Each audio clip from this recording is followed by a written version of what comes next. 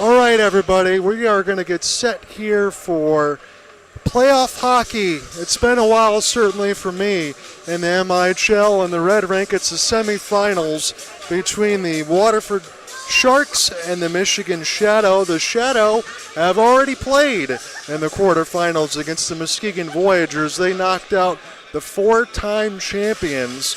They went 2-1 in the best of three.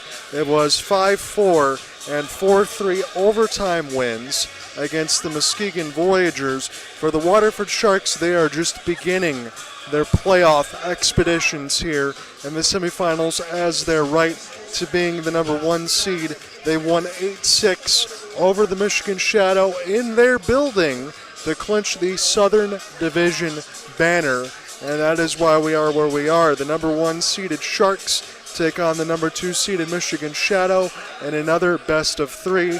And the other side of the bracket is the number two St. Ignace Saints.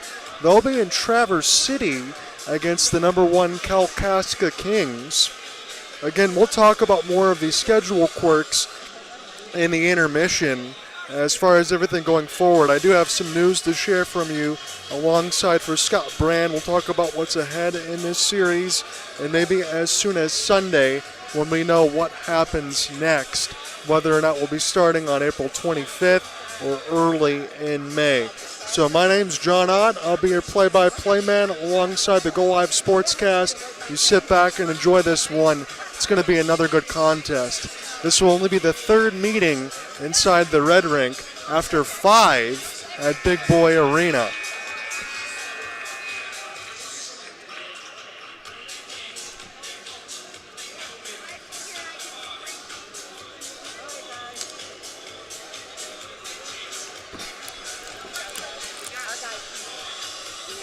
I see some of the camera shots. I'm sure you have all of the Shadow back and directly behind us. I know Frank is also looking on alongside Kelly. He might be called into duty in terms of Game 3. I guess I can make this note now after Sunday, should we need one. I will be in the building at Big Boy Arena. I don't know if we're going to be doing a dual cast, but at least I'll be sitting by Mama Shark nonetheless because I wouldn't miss it for the world. That would be in Fraser if we get to that point. Sharks are going to try to get the job done this weekend as the Zebras are making their way to the ice. Now, for the Shadow, again, I've updated this in my notes. Sam Gagnon is red hot. A couple of OT winners in the games 2 and 3 for the Shadow. 33 goals, 35 assists, 68 points. James Ryerson, 5 goals, 60 assists, 65 points. Again, that's where we are in terms of the Shadow as far as their fan part of the broadcast. So I'm sure that's going to pick up on the noisemakers. So I'll try to give my best here to not blow my voice out in the next 2 games. For the Sharks, Andrew Polosha is the leading man. 34 goals, 29 assists, 63 points. Karen Carlisle, 39 points on 12 goals, 27 assists. Nolan Baldrika should be in the lineup today. He only played 15 games, but he does have 37 points. He's right at the 2.5-point marker that Andrew Polosha was in 17 goals, 27 assists. I did see Bryn Sommerfeld in the building, so that's what I imagined for James Ryerson when he said that there was going to be some new memories to make for the Sharks in this second portion of the season. Sharks did go 5-1-1 in the regular season campaign, 3-1-1 on the road, 2-0 here. And even with these 2 home games, the Shadow will still have played more games in their building than they did here. Again, not without the power outage withstanding a couple of weeks ago. Zach Grego is going to break into the starting lineups for us.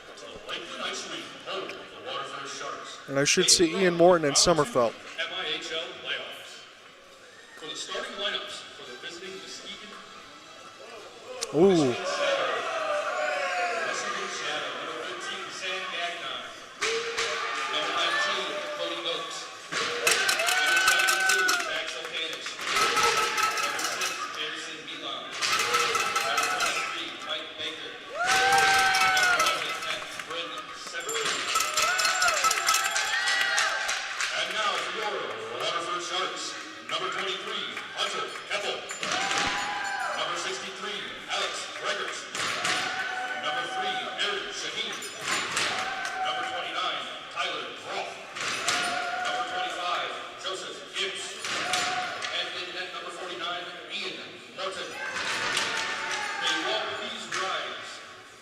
remove your caps for the playing of our national anthem.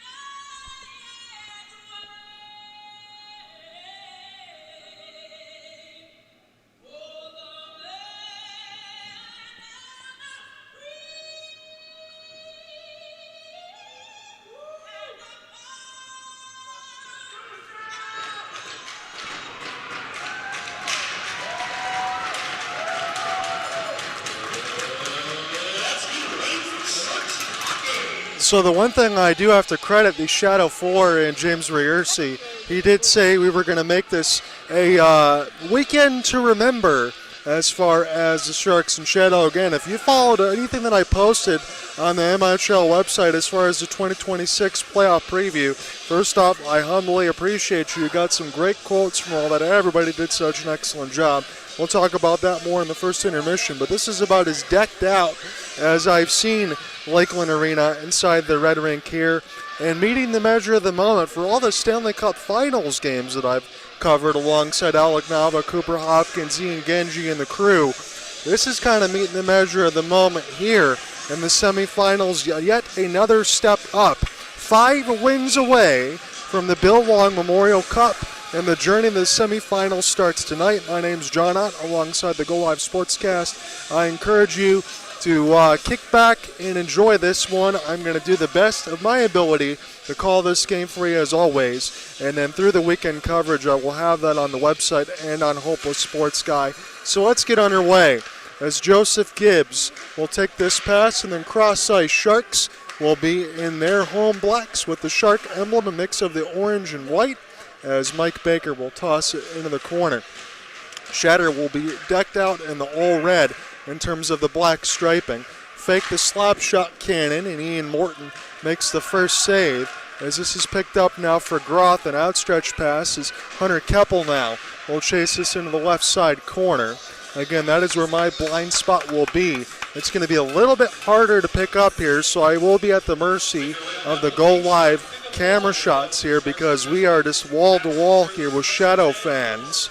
And again, this is a rivalry that extends from Fraser, about a 45-minute expressway drive. Again, we talked about the 5-1-1 that the Sharks had in the regular season. Some of these Shadow losses were by 2 goals, but there was a lot of those times, as I publicized, where the Shadow were able to push the Sharks around, as here is a tip right in the middle of the slot. And Nick Papandrea now off the stick chop can't find the puck, and the Shadow will race across the right side wing. Sharp angle chance goes off the outside of the net, takes down one of the assistant captains. Sharks will take a long flip as it's overskated here for Polosha. And now the Shadow, excellent work on the back skate trying to elude Theo Goody. It was a loose puck in the right side boards, and just taken outside. Picked up now, Karen Carlisle, cross ice feed. Oh, what a save by Sommerfeld as we get things started here with a bang. 18:44 in the first. Again, as I always say, it's just good to be back calling games here with you. It's only been 2 games here the last 2 months, so it certainly feels like it's been a while that I've been able to give you the dulcet tones in on the cast. I'm hopeful that the Sharks at least find a way to split so that we can travel on the road, whether that will be in St. Ignace, Kalkaska, or Traverse City, depending on who gets the side of the ice. But there is a lot to do here, and I have a funny feeling, I didn't say this in the pregame, that this series will be done this weekend. Whoever wins Game 1 might just win outright in Game 2. Again, I was able to really call Muskegon going 3, as this is picked up now off the cross ice feed and then offside the other way for Donaldson. It's just one of those feelings that I get. The measure of the moment has been met for James Rearcy and his squad. You brought the fans in, you packed the building. There's a ton of Sharks fans on the other end. That's never where we are in terms of the broadcast. It always has the roadside crowd. Cross ice feed, and here we go again from left to right. Shadow, that's what we're taking this right to left with the red jerseys. Mike Baker tosses this into an open corner. Right up the gut, Donaldson will play this off the back pass. It's contested across the blue line. Baker with a couple of stick chops trying to get around the Z-ball. Here's Sam Gagnon. I'll throw it back to his defense. James Rearcy. Misfire on a cross ice, and Donaldson will just capitulate this in the corner to Brent Sommerfeld. He's back from his Topeka Scarecrows call-up. Again, he has been the best in the business. He did get lit up in one of those games against the Sharks, but that was only one in terms of all that. He didn't want to have Elijah Gibbons playing against his former team, I would imagine, because you have that scouting report as a long shot from the captaincy and Bowman is held. I think that's by design for James, if I'm being honest. That's not saying that Elijah Gibbons isn't a reliable netminder, because again, as I always point to, is that banner a couple of seasons ago. He was a huge part of that, alongside Justin McComas, who is no longer with the team right now. Here's a long shot. Will be knocked away. I do have some updates for you. Some I will be able to share, some not so much, but we will talk about the public information as this is flipped in now. Papandrea looking behind him. Here's a good pass out in front, and this was sticked aside by the Sharks. Here is Cherwalk in an open end. Papandrea now work his way to the right side. Pass goes wanting. Into the left side, red line now. Turnaround shot, and this is a slow deflection, but Sommerfeld has that one. 16:52 left to go in the first. I know Go Live has the Bill Long Semifinals banner probably toward the bottom right side of their cast with the time, but I will still give you those call-outs in terms of where I see the puck as long as I can track it between all of the floating heads with all the traffic. But it's good to have the building full. You wouldn't have that anywhere else, as Cherwalk will get set to take this draw. Cherwalk off the tie-up, and this will belong to the Shadow off the long flip. Recollected now for Theo Goody. Had to skate between 3, and Pfeiffer goes off. The full cell changes for Rearcy's squad and Matt Berger.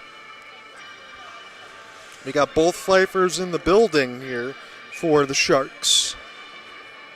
Brendan Pfeiffer make his way off that change. You got Hunter Keppel, Alex Gregorich, I thought might be a GTD at this point, as this one was knocked away. I thought Mama Shark said he might not be able to make the week, as this is picked up near the left side red line now as that puck gets contested. Again, that's where the blind spot is for me. Long outstretch as the Sharks now will have to chase. Picked up on the left side red line, and this will be rolling just out across the neutral zone. Settle back down now for Rearcy, who goes right to left. And Osentowski, as the Shadow wanted a penalty call, not going to get it. Aaron Shaheen off the steal. Here's a cross-ice feed. That's cut off by Sommerfeld in a giant collision. And behind the net brings the Shadow fans to their feet as we still press on. Inside the first 5 minutes, we're scoreless at the semifinal Game 1 best of 3. This will be a long flip, and they did not gain the red, but this will touch the stick of Morton, so that negates the ice. Have to go the full sail whale from 200. Kieran Carlisle's pass was easily read, and now Pfeiffer's got to get back and play some defense. He crashes in behind the net. A little bit of a soft spot there. Morton fights it off, and this will be curled as it rolls vulcanized rubber end over end back to the Shadow. It's a good start to this game, a lot of physicality.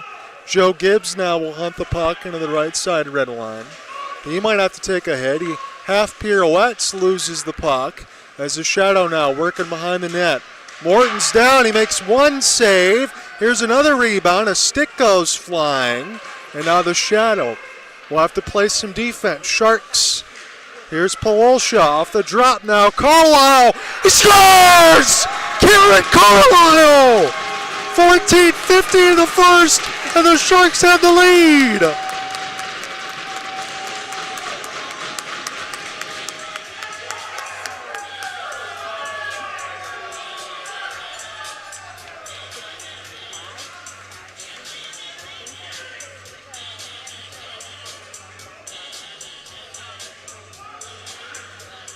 We'll have to see who gets the secondary assist. I think Polosha's going to get one. Kieran Carlisle draws first blood for Waterford.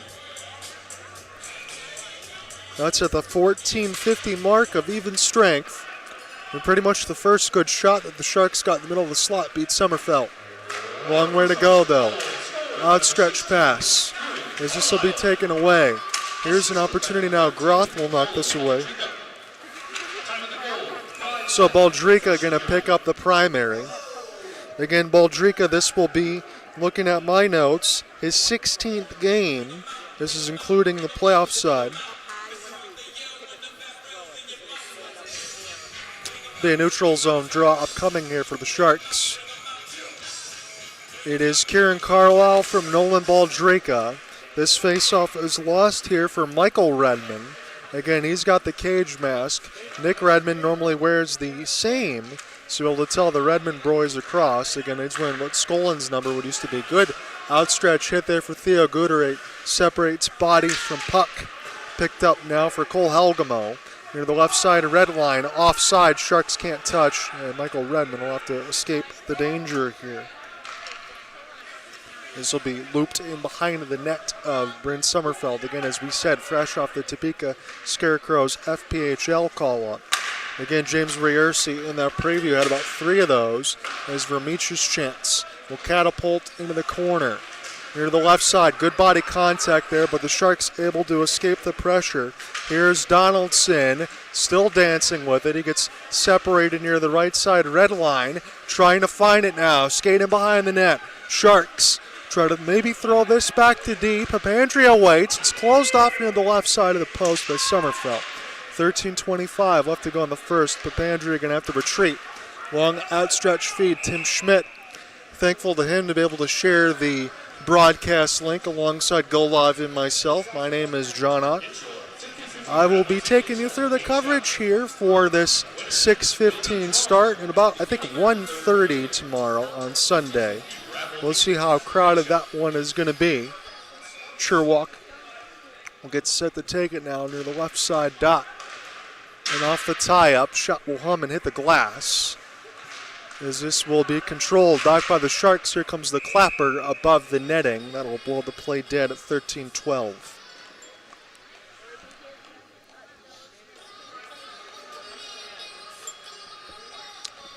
Shadow probably lead shots on goal here. I would say maybe 5-3 at this point. It's been very physical hits.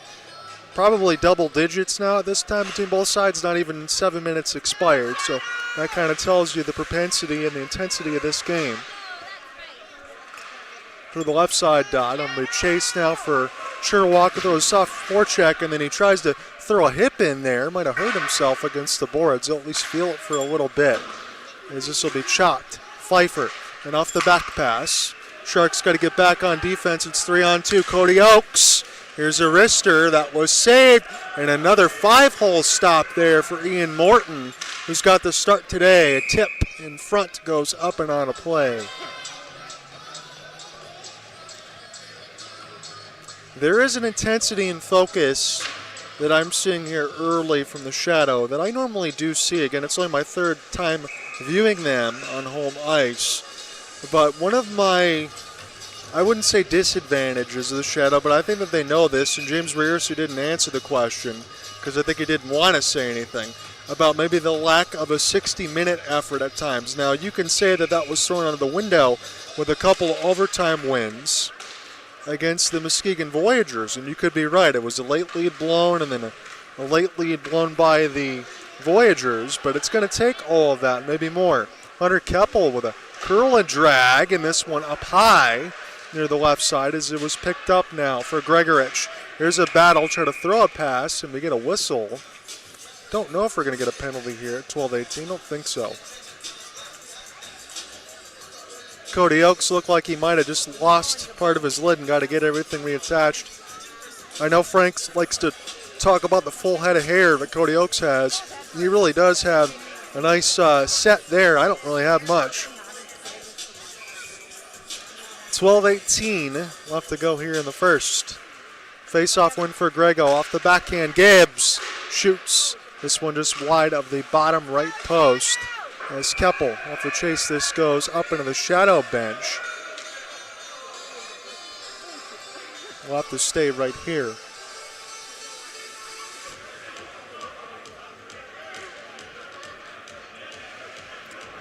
Full cell changes for both squads. I think the really only thing that the Sharks get to choose is where they would like the puck to be dropped at this point, and they're electing for the left eye.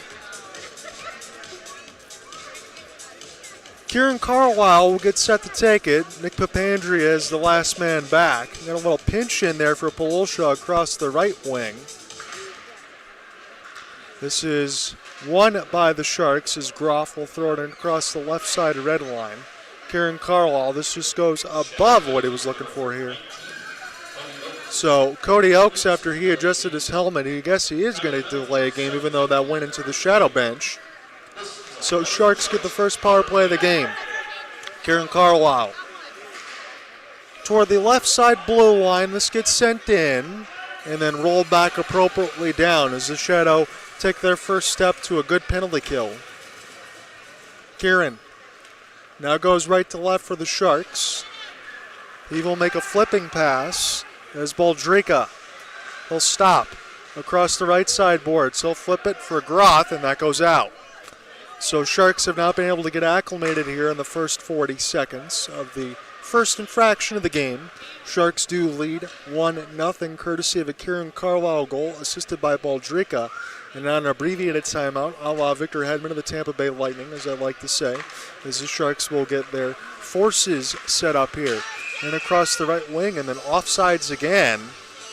So the first set all the way down to 51 seconds is denied without a shot on goal here. This is a good penalty kill for Michigan Shadow.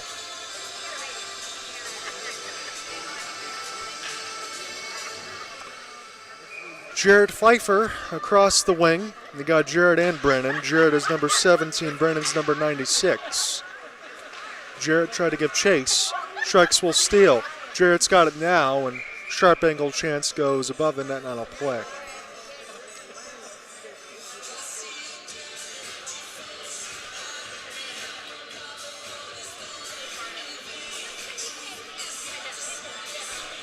Sherwalk will get set to take another one. Gino Mini looks like he's coming off the ice. Sherwalk with the offhand, try to draw back. It was picked up on the right side red line, flipped over, Zebras duck out of the way. And Donaldson will be the first to get to it. He got Papandrea with him on the opposite side as Morton stops it behind his net. 25 seconds left to go in the Sharks power play. They do not have a shot on it. Outstretched feed. Now they finally get in the zone. Tipping play out in front. Looking for Spencer Bowman. That one goes wide. Donaldson off the deflection. And it's picked up now by the Shadow. Don't know how much speed that they got. They'll throw this one down as this will finish off a hit there for the Highland Michigan native and Jake Prober. They return to full strength there. Sharks might have gotten one shot. This is sticked aside nicely and just away from Schmidt. Donaldson now.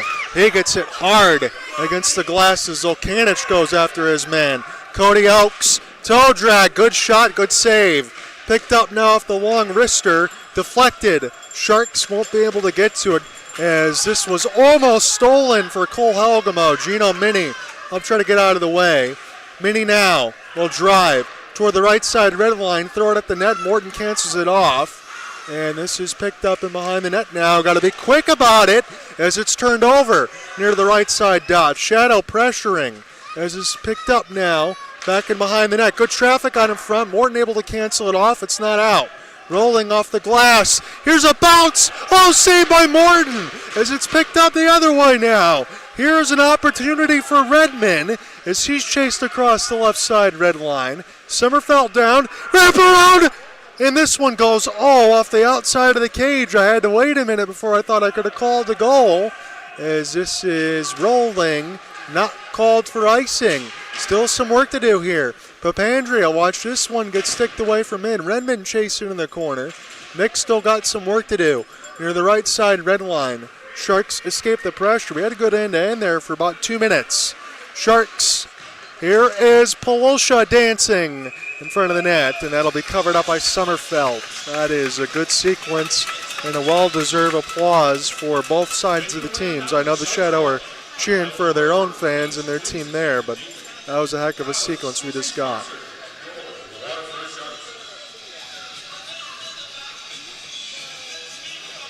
You're okay, you're fine. Kieran Carlisle. And off the drop now as this goes above. Sharks will steal and safely throw it back to Papandrea. On his back skate, he'll elect a pirouette. Sharks looking for a breakout pass. Gets intercepted across the opposite Brula line and back to Kieran Carlisle. Carlisle. He'll stand up, a clearing attempt. Papandrea going to elect to go across the wing. The puck does not get there. He's able to force a steal and then almost there for Theo Goody and Polosha. Now got to get back on defense as Theo as he works his way to the left side dot. He'll rim it around the end boards here. Jamie Mayam off the tip. That's a good read for Kieran Carlisle. He denies the deflection opportunity. Polosha is on sides. Slow up here for Paul Drika.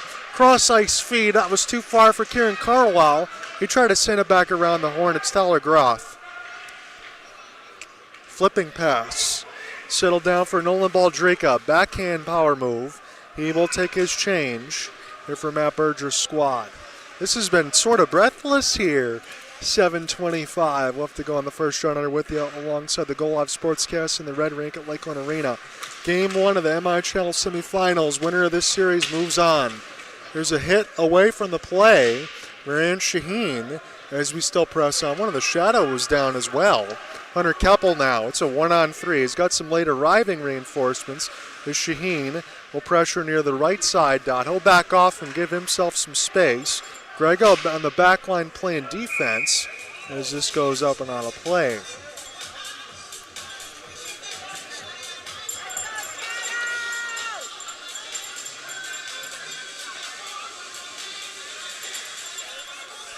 Good defensive responsibility here for both squads. But that tip read for Kieran Carlisle, number 16 of the Sharks, was probably the one of 3 minutes ago that saved the goal against Ian Morton, in my humble opinion, as the Shadow definitely had their moments of press. It's been a good 20 so far. We got about at least 5.5 more minutes of it. I know the clock says 6:58. As this will be Joseph Gibbs. He was looking for Donaldson, but he was able to gain the red line at least without an icing. Sharks will steal and then at least force Sommerfeld to have to hold. I would have to imagine, as I talked about just before puck drop, that Brent Sommerfeld is going to take both games. We'll see if Ian Morton will, or if Roel Galong.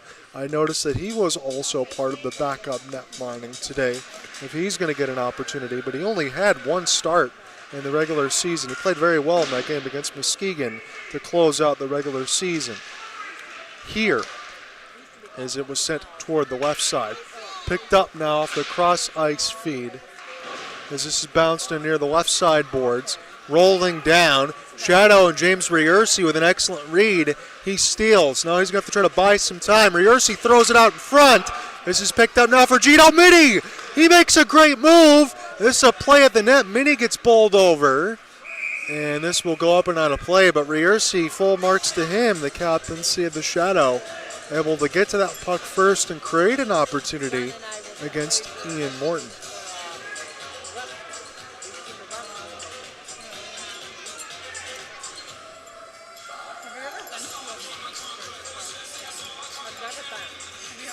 It's a neutral zone draw.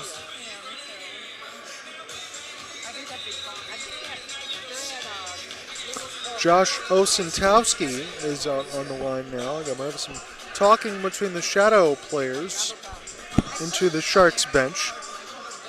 It's good to see the sportsmanship going on right now between these two teams because, as I would expect, and again, there is possible talks that the Motor City Rockers will resume operations next year.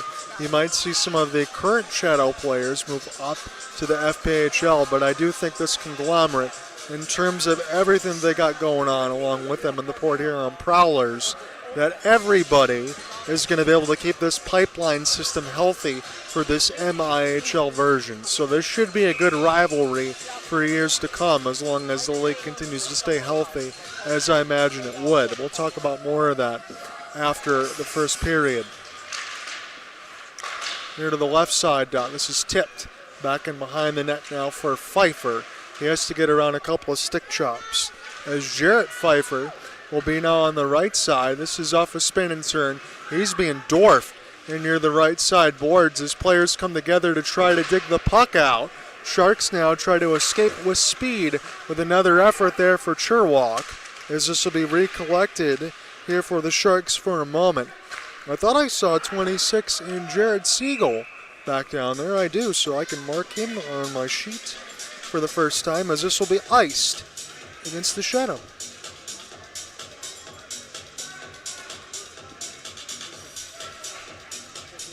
Again, we did have roster printouts. I have my own, but I will be able to update my sheet at least prior to tomorrow's games to get everything accurate, because either way, one of these teams is going to the finals.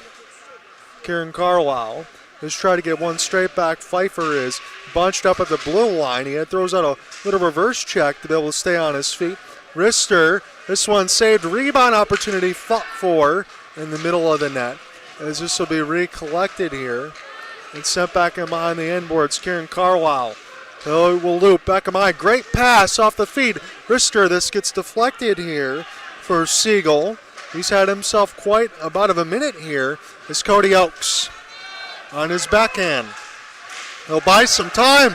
His helmet goes flying again, and a penalty hand in the air. Cody Oakes, excellent job off the 1-on-3 to draw the infraction, and the Sharks will have to deal with a penalty now for the first time. 5 minutes left to go in the opening frame.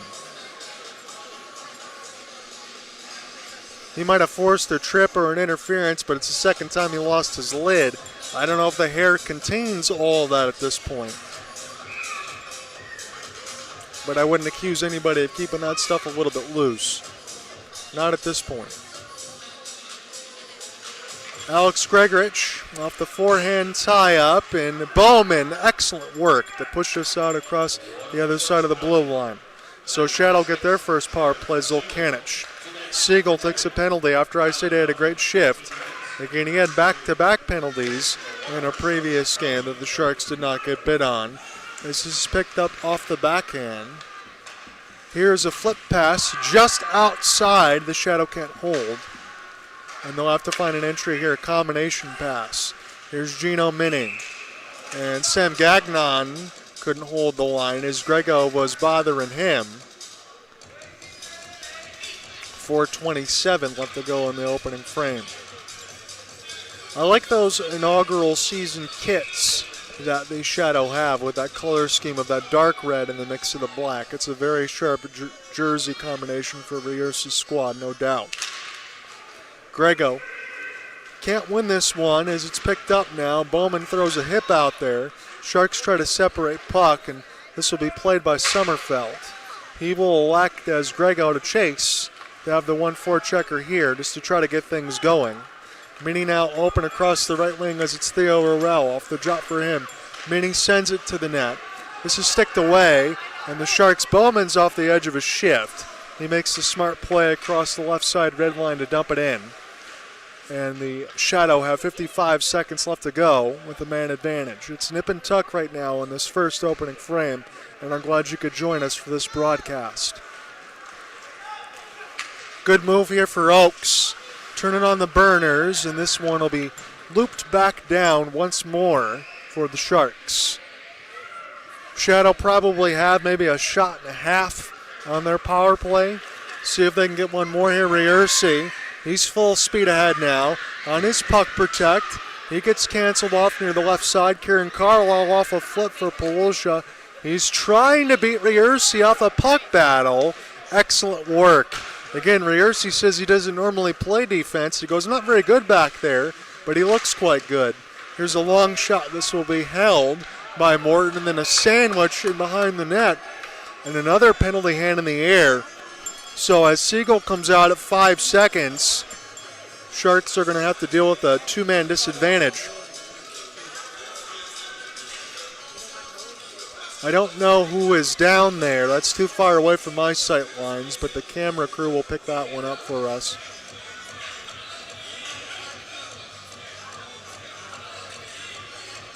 Reursi did tell me that, make sure I look at this on my roster sheet. For Sean Paulette, number 66, he sustained an injury before the season started, or ended, I should say. So I don't think he's going to be available for the playoffs at all. I think he might have had to have a little bit of surgery. So we will not see 66.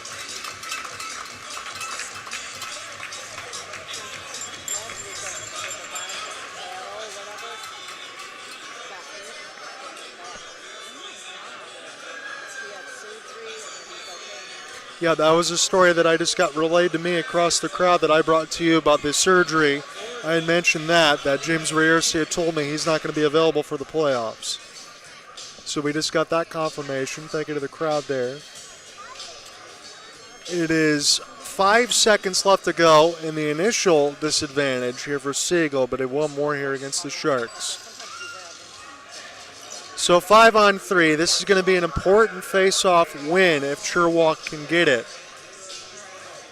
If I'm Siegel, I'd be hustling back right out of the box. There's no need to cheat for offense here because the Shadow could easily tie this game.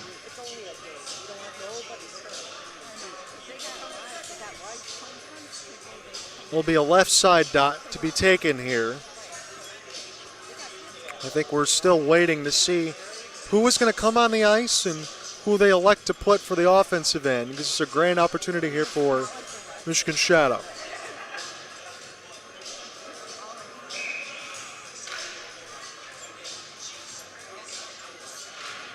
Sherwalk can't win it, and this will go back to D. Fake the slap pass. It's bounced out in front. A good hit for Prober. They're able to separate the puck. Groff trying to dig it out. He will. Now he's got to get it the other way. He's going to skate with it here as Michael Redmond now. He'll try to toe drag. Redmond picks it up off the back pass, and this is at the net. 2:35 left to go. Prober got a hustle here with so much gas he's got left in the tank. He gets beat to the outside. He gets a pin across the glass. Groff did an excellent job there to get all the way back. Here's a cross-ice feed. Sharks onside. Sherwalk working his way to the net, but the shot hits the glass, goes up and out of play. There is another penalty. It's not on the board yet, but the Sharks are 4 against 5 at this point, with 2:19 left to go in the first. Kieran Carlisle and Boldrika have the goal and primary assist. That's the only one I'm going to tell you about.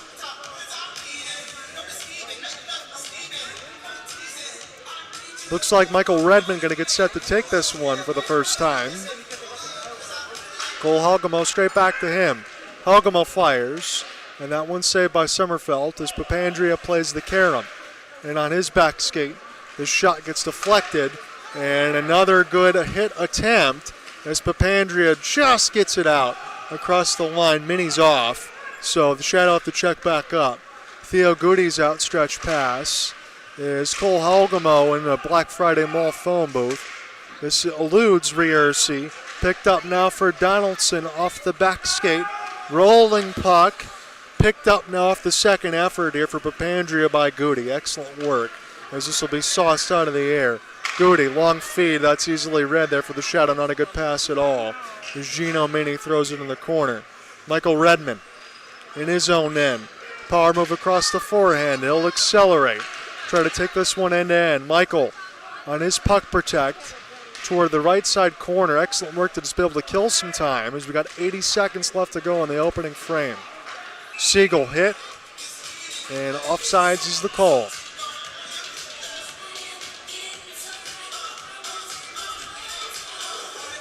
About 6:51 Eastern Standard Time in this game one of the MIHL semifinals in the battle for the Bill Long Memorial Cup. Winner of this series goes to the finals. That could be maybe as early as the 25th of April, unless they elect to start this at the beginning of May, depending if both series go the distance to game 3 or not. This one certainly has the bigger likelihood, although with the interviews that I did across the MIHL playoff preview, you can't count out the St. Ignace Saints. They're certainly confident. As Joseph Gibbs, double Z, gets a soft hit to separate Gibbs. Here's a break. Oh, great save, Morton. That was going to deny the first goal of the game for the Shadow. As it's picked up now for Kieran Carlisle and rolled back down the ice. Not far enough for icing, I suppose. I think the Sharks got lucky there, as this is rimmed back across the end boards. Siegel now will have to give chase. It's Groth off the look. Kieran Carlisle, excellent move. He gets away from the stick battle, safely gained the left side red as his right to clear in. He'll stay on the ice as the Sharks bother Sommerfeld behind the crease for a moment. This will be cleared in from 120 for Reursi, and that's a smart play because the Shadow are going to get an ozone draw out of this.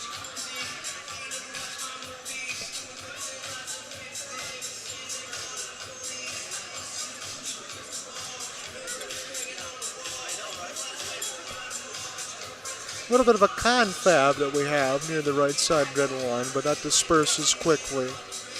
It's a good opportunity here for the Shadow to discuss exactly what they want to do off the draw for a quick strike, because the Sharks have done that to them a couple of times. One of the prior games when they were able to get that Southern Division banner was a face-off goal right off the draw win.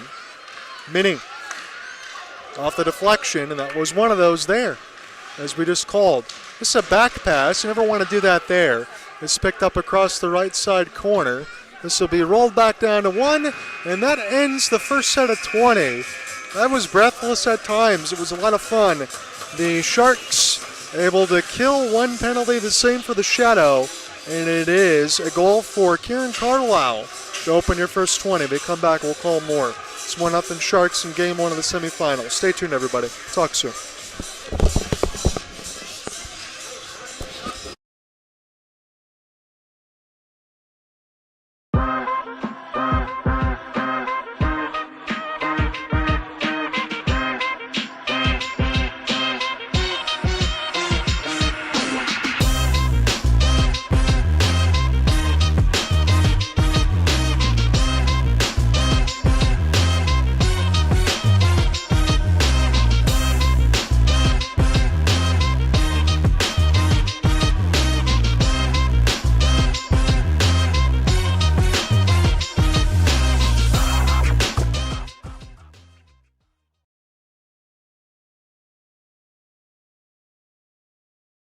The family's visit to the forest inspired a beautiful question. Mother, mother, am I a tree? You tell me to stand tall. You tell me to stay rooted. I think I am a tree. My child, of course you are. But what kind of tree will you be? The kind to hug or the kind to climb? Doesn't matter which you choose, so long as you choose to be a tree that's kind. Make the forest part of your story at a park near you. Find one at discovertheforest.org. How prepared is your family if a tornado shows up at your doorstep, or a flood, or a hurricane? You can't just turn away a natural disaster. That's why it's important to go to ready.gov/plan now. It has the tools and tips you need to make an emergency plan with your family. So if disaster comes knocking, Let's go. you'll be ready to help keep your family safe. It's just a pizza. Make a plan today.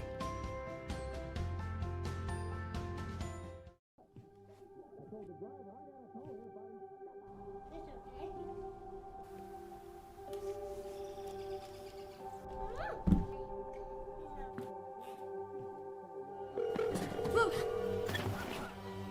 911, where's your emergency? Everyone's on their way. What happened? Your friend's not breathing. She's dead? Yes, please get my mom and dad. Oh my God! Most of my family, they never graduated high school or even let alone go to college, so I'm trying to break that barrier. My daughter Brooklyn was also a motivation for me to go back to school. It's been so amazing to be able to give our child the life that we kind of pictured us having, even though we didn't really have that. I've been in foster care my whole life. He's so strong to just be able to leave that all behind and still be able to take care of his daughter and be a good husband. Every day after work, went straight to school, studied hard, and it paid off. I could not have done it alone. We've been through so much in our life, and he never used that as an excuse, but as motivation to do better. I see the future is really bright for me. The high school diploma is just added to the confidence, and now I feel unstoppable. Find free adult education classes near you at finishyourdiploma.org. Hey, can you chop the pineapple?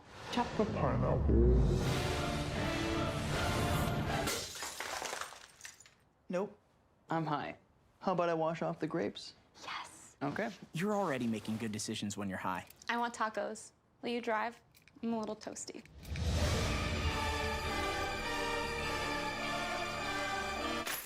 Nope. I'm high. Let's order in. Don't make an exception when it comes to driving. If you feel different, you drive different. Join us at the official post-game entertainment spot of the Waterford Sharks. Bring your party before and after each game for pints, pool, plates, and more. Order online at sharkclubwaterford.com. You can eat, drink, and be a shark.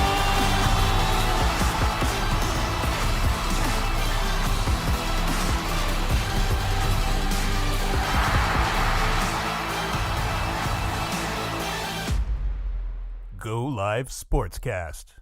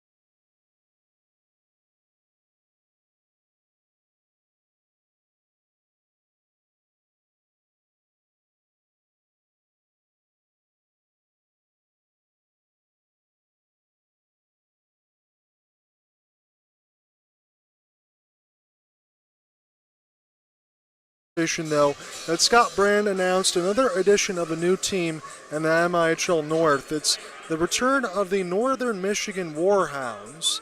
They will be the newest team in the MIHL North, headlined by Megan Hackle and Andrew Dibble. That will be team number 9. Now, in the public press release, I am able to tell you this, that Scott Brand says he's looking to cap the league to 10 teams in the 2026-2027 season. So that is what I can say initially publicly.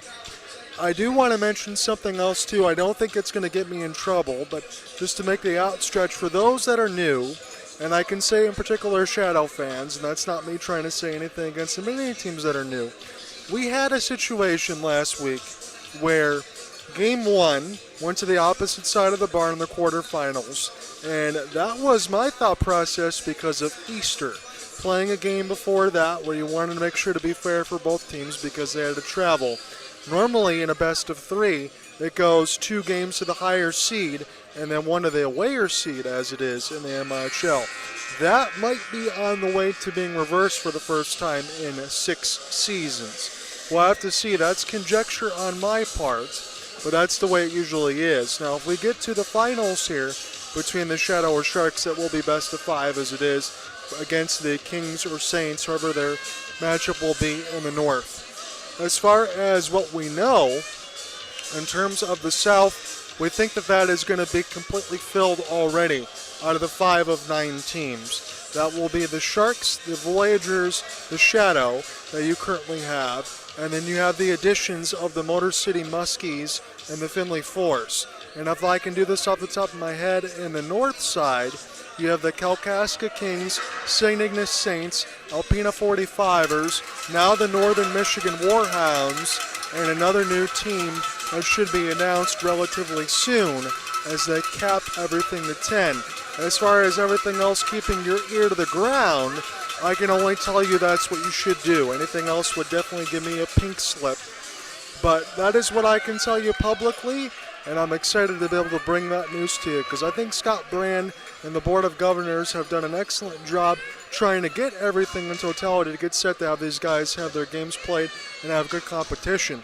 The only other thing I can say to you as well, in terms of the games in the North being played at Traverse City for the Kalkaska Kings, I've learned a couple things about ice time and away from the ice and how difficult that can be to get. And when the playoffs start, you have to start that process over again, and you're at the behest of whoever can get you the time to actually play the games on the ice, and the costs and everything else are very expensive. So that is just what I wanted to make mention of for anyone that is new, just in case they're wondering about the teams, the possible schedule quirks. I already talked about the way that this series was split between 5 games to 2 at Big Boy in comparison to Waterford. And now these 2 games here won't even make up the rest of it. There will still be more games in the Shadow Building. But we'll see what happens next year. I think there will be some changes to be made. I think it'll keep every team happy and allow everybody able to get a piece of that pie in terms of the revenue. We're going to get set here for the second period.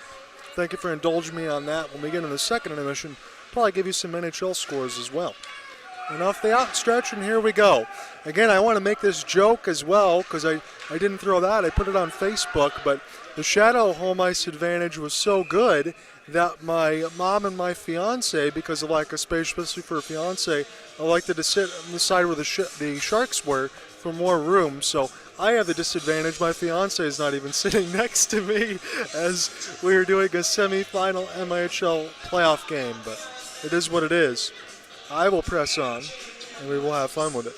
I'm just happy to be calling games with you alongside the Go Live Sportscast. Now to the left side, it's Hunter Keppel. And off the drop pass, this could be an opportunity for a breakout. And on the back skate now, Groff will have to reach as we change ends. Sharks will be going left to right. Gregorich has to get around the referee. Jake Prober will cancel into the corner. Just an excellent work with body positioning for number 25. Just try to create the space that he can get and not have to chase. Now he's going to work in behind the net as a pass across for Theo Rowell. Working behind the net of Ian Morton. Deflection goes to the Sharks. This will bounce for Jamie Mayam as he will let the cannon go. canceled off by Morton now. Play the Karam. Gregorich just gets out of the second effort. Shaheen will chase. Long outstretch Oaks. Quick pass across, and the Shadow are just off for Theo Ruel to Oaks. My name's John Ott. I'm your play-by-play man for this weekend here at Lakeland Arena. Frank, I believe, will have duties for Game 3 should we need one, but I will be making the travels. If there is any sort of simulcast, we can try to work that. If not, I'll be sitting next to Mama Shark. As this is knocked away for Michael Redmond and off the stick check. Papandrea, excellent work on his back skate. As this is chased across the right side red line, rolling puck goes end over end. Sharks, as Redmond's got a turnaround. This will be a leave in behind Sommerfeld's net as Goody will chase this into the corner. Cole Halgamo eludes him. And the last man back is Papandrea. He will get there for the hybrid icing at 18:25. Again, the one goal, as we said in the open, to tell you about. Kieran Carlisle from Nolan Baldrick on a slap shot. Both teams 0 for 1 in the power play. Sharks 14-11 on the shot board in that first frame, according to Zach Grigo. Full coverage will be given to you probably about Monday, Tuesday on the MIHL Hockey Shift website and the Hope of Sports Guy. This hit the post from Helgamo's slapper. That reverberated very loudly as we stay here. Shark maybe a inch and a half. Going to take in a 2-0 lead. All I heard was metal. Redmond will take another one. And off the forehand turn. And this will be intercepted across the neutral zone. Papandrea. They say no icing. This got deflected off a shadow player because the Sharks didn't gain the red there. And off the leave, Sharks got to be careful not to pressure too much. Redmond in hot pursuit in the jerseys of red. The red and black will be going right to left. That's the Michigan Shadow. Again, they are quarterfinal winners over the Muskegon Voyagers. And I said that earlier for Zach Gregorich. Don't know if that was a Freudian slip to be able to mention the Muskegon Voyagers in the playoffs, because if that would have been, it would have been the first time they ever met in the semis, because the first time we got divisions. But there will not be a repeat champ. 4-time champs were knocked out by the Shadow as this gets blockered aside by Ian Morton into the left corner. Good contact there, but Donaldson emerges on a pirouette. Long outstretch is onside. Redmond at the net. He gets canceled out by the stick shaft to Sommerfeld. As we press on, this game has been very tight, as you would expect playoff games to be. This does give me finals feel when we were at Lakeshore Sports Center last year when Chris Hawkins won in Game 5. And Redmond with a little bit of a cross-check there, not called. I think Waterford got lucky, as this is a beautiful reception. Jarrett Pfeiffer now to Redmond. Redmond cross-ice feed, one-timer. That one canceled aside by Sommerfeld as it hits off the glass. They look for a breakout on a backhand. Be careful here. Right up the gut now, as this is sticked aside by Morton. He will have it in between his legs as we get some pushing and shoving.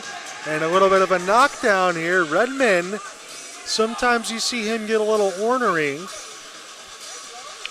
Yeah, really, in my eye, you don't want to have Michael Redmond taken off the ice in comparison to whoever the Shadow get taken off, because that would be an advantage for Michigan, in my humble opinion. Now that depends on the other jersey number that we see in red. As Redmond's got the top part of the face mask off, he might be going right to the sin bin. Are they taking just one, or are they taking both? Papandrea and Redmond get off the ice. I still see 5 Sharks, so I think we're good as far as any calls or lack thereof. Be an ozone draw.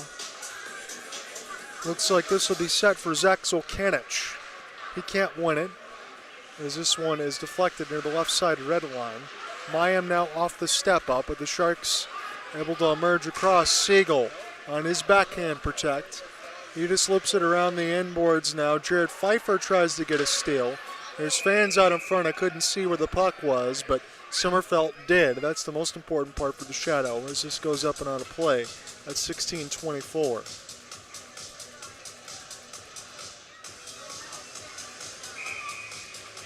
Sherlock will take it. You got Pfeiffer directly back to him, but this is one straight back to the Shadow. That door that keeps opening on the right side, I imagine, isn't going to be anywhere cold as the ice. Rebound opportunity gets sticked away for Spencer Bowman. Good step up there off the deflection. This goes off the outside as Pfeiffer send it back around now for Spencer, but the first time able to call his names. Couple chances for Sherlock. That was sticked aside by Bryn Sommerfeld. He's fresh off his Scarecrow's call-up. Good backhand shovel there for Siegel. And Sherlock able to safely gain the red. And they're going to say a hit away from the play is not going to be called as Pfeiffer gets taken away from him, and then he throws an elbow in. Outstretched feet off a stick battle. As we press on here. This game is really starting to pick up. Paul Arnott having him behind his net. It's coughed out to Polshaw. This is sticked away by Sommerfeld. He made a glove save, and this is looped down there to the right side boards. Back at the point, Siegel shoots, 5-hole stop. Sharks still with it. Cross ice feed, that deflected as well. Here is a pass that goes wide. Oaks off the rush. Shadow have numbers here. Gagnon off the drop if they elected, probably should have. Sharks play the carom now. It's a 3-on-2 the other way. Pfeiffer works toward the net. Shadow stick it away. Now they got numbers on the opposite end. Here Lex off the drop. Chance at the net, and Morton cancels it off as bodies take a tumble and behind the net at 14:50. End-to-end action as we get a camera shot of one Mr. Michael Clintworth. Again, he's another one of those I can circle on my sheet, fresh off his call-up that I've not been able to do.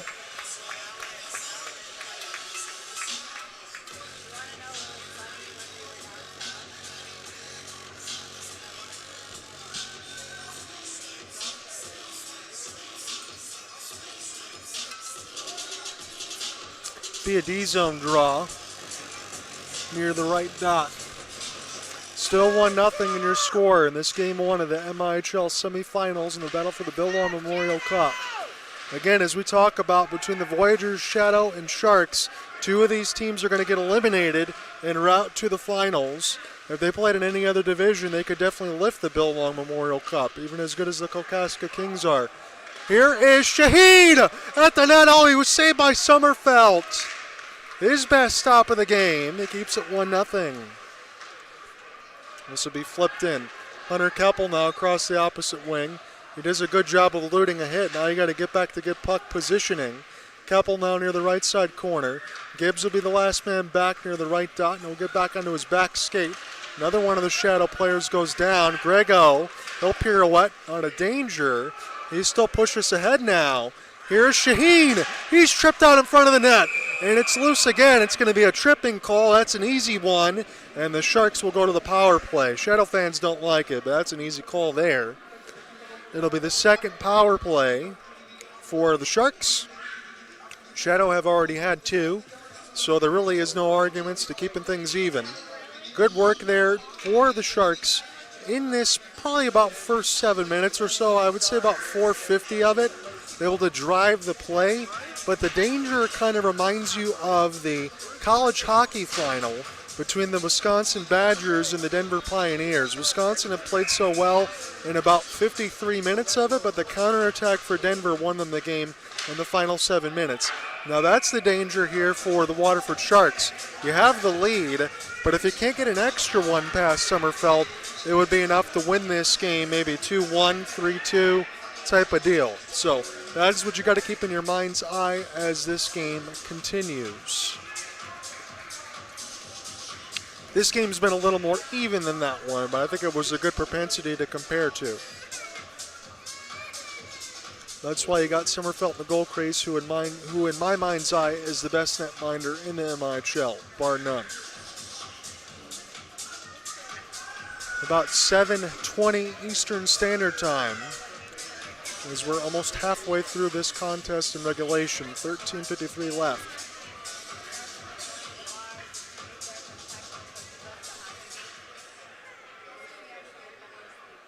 Riercy having a confab.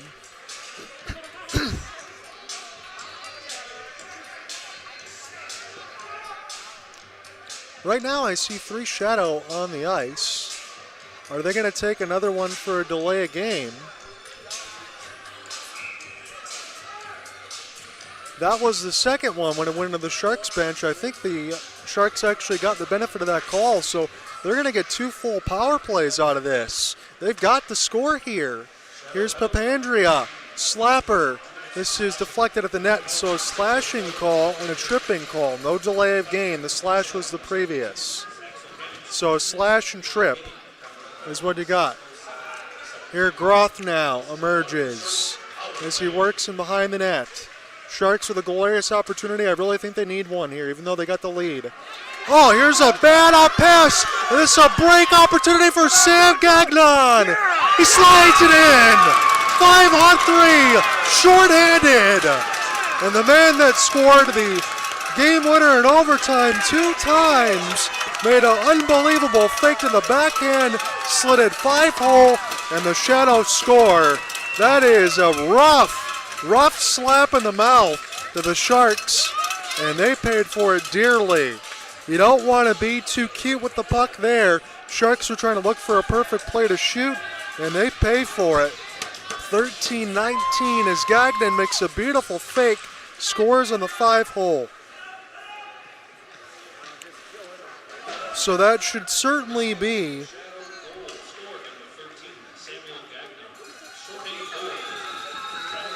see if there's going to be an assist as Gibbs will get it the other way, but Gagnon scores in a 3-on-5 short-handed, and this game is tied now. Gibbs, you know when I said the Sharks needed a score, now there is no other circumstance in which you can say otherwise. You got to get this lead back. Gibbs now shoots to get medal again for the second time the Sharks do that, and this will be cleared back down. Helgamo and then Gibbs hit the pipe in this period. Gagnon scores 3-on-5 shorthanded with a backhand fake, and we're tied at 1. Picked up now, and the Sharks almost blow a tire near the left side red line. Their power play has looked pretty poor here. As this is sent back in for Cherwalk off the chip and chase. Cherwalk gets it.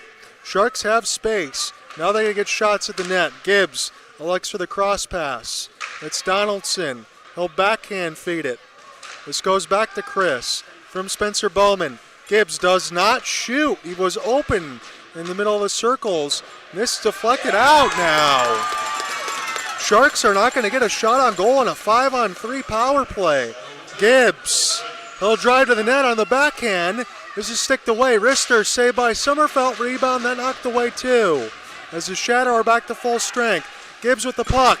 Sends it at the net. This one deflected. Picked up now by Donaldson. As this goes behind the net, Donaldson dwarfed away from it. Shadow should get a lot of energy from this. They kill a 2-man disadvantage. They score by Sam Gagnon. He's been the guy that's been the smooth operator. And you look at it, that's 34 goals on the season for him. That's including power play. Michael Redmond. He'll move to the outside. Rister saved and hit Sommerfeld up in the mask. This is out now, and the Sharks get this across neutral. Picked up now by Redmond. Shoots to the traffic. This one hits the glass. Redmond takes a tumble.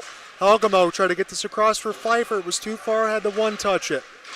Pfeiffer now. This is Oakes. Riersi with a toe drag. He shoots, it gets blocked off the 1-on-1. It's going to be a 1-1 game as we're almost at the halfway mark in regulation, and Gagnon's goal was the biggest of the game. Picked up now near the right side boards. Helgamo chases it into the corner. This goes D-to-D now.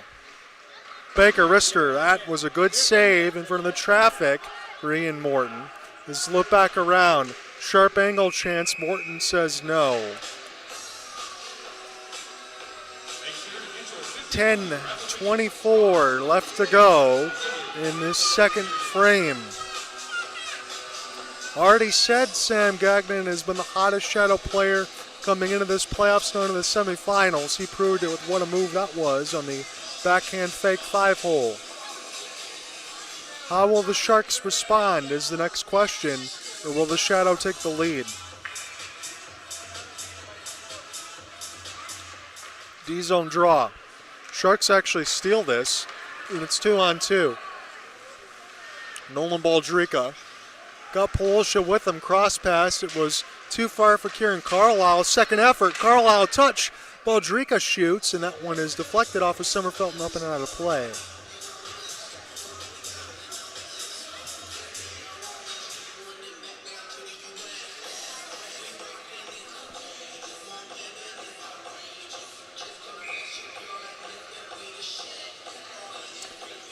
Kieran Carlisle will get set to take it. Theo Goody directly back behind him.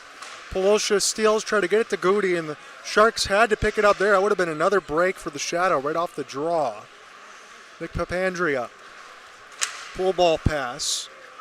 He actually got it to Baldrica here. He'll sauce it out in the air. Papandrea now. Second effort gets to it near the left side dot. On the backhanded effort, Papandrea fans able to stay there. Another penalty, and the Shadow fans are booing here, but probably shouldn't because they scored shorthanded. That is a little curious in my eyes. They could be excited about that one. 9:30 left to go in the second. Polosha rolling puck. Sharks will check back up. Shadow have yet to touch as Morton has vacated the goal crease. 3 power play to the Sharks, 2. The 3 power play to the Sharks, the Shadow 2. They're going to get their 4th. Cross ice feed looped. Kieran Carlisle. If he wants to, he could skate out of the zone. Deflected. Picked up now by Baldrica in the opposite corner. Baldrica now near the right side. Sharks patient. They know they have the extra attacker whenever they want it. Shadow not pressuring just yet. This is at the net. Here is a couple of denials as Polosha doesn't score. Brent Sommerfeld saw him make the initial stop. Wasn't sure about the second, but it is underneath him.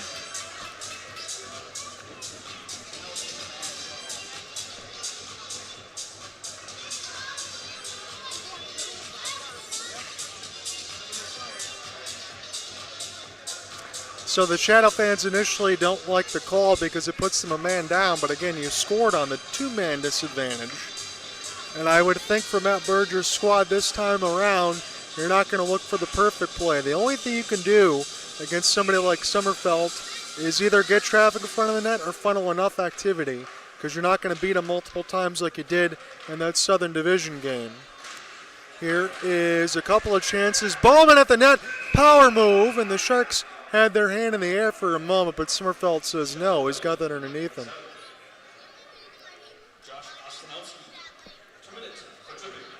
So Osentowski take the tripping call at 8:43 of the second. John Eder with you for Game 1 alongside Go Live Sportscast in the Red Rink at Lakeland Arena. Gagnon has made it a 1-1 game. Here's another tip. Good save there for Brent Sommerfeld. He's been a busy man in this second. Sharks have had the better of opportunities in totality as it goes to Donaldson. That's the third post of the period. Now to the right side. Sharks got to be wondering how they can get this past Bryn Sommerfeld. And I just got to keep saying, you got to beat the drum until you break through. Gibbs up high. Hits Sommerfeld in the glove. Now to the right side boards. Baldrica out there. Here is Baldrica in tight. Another great save for Sommerfeld. And now Bowman tied up there. Baldrica being held. He got grabbed, I think, toward the face. That is what Bowman doesn't like. I'm trying to get a Shadow number down there as we get some fists. That looks like Gino Mini and Bowman. And that's going to be offsetting for sure.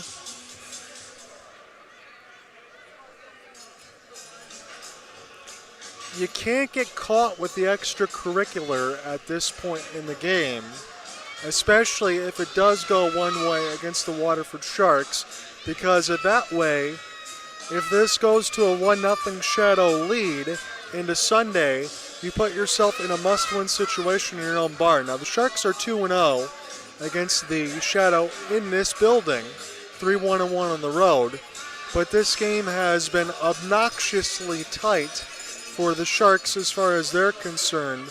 It's been a sweater vest type of tight, and they've not been tailored, especially with the 3 posts.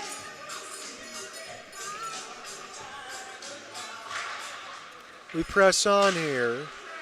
Good stick chop. Kieran Carlisle is going to get possession out of this as Groth will send this off the lively backboards. Sharks try to merge in tight for Kieran Carlisle, but it's full sail clear down the ice. This will not be ice because it touched the stick of Morton. Papandrea. Power move, will accelerate and work his way across 200 feet. Papa G, as he's affectionately called, cross ice feed. Get this one to Polosha. Again, he's one of the leading goal scorers. If the Shadow can bottle him up, they can do a great job. Papandrea, seeing eye shot. Beautiful setup there for 61, but he met it near the right side of the slot. So Minnie gets the extra, and so does Bowman. So offsetting for roughing calls. That is the official, so offsetting as it is. So the clock at 34 seconds will be for both.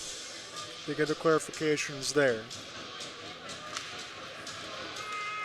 And off the tie-up, this goes to Papandrea. Rister to the traffic. Baldrika was there with Polosha, and this one goes back down.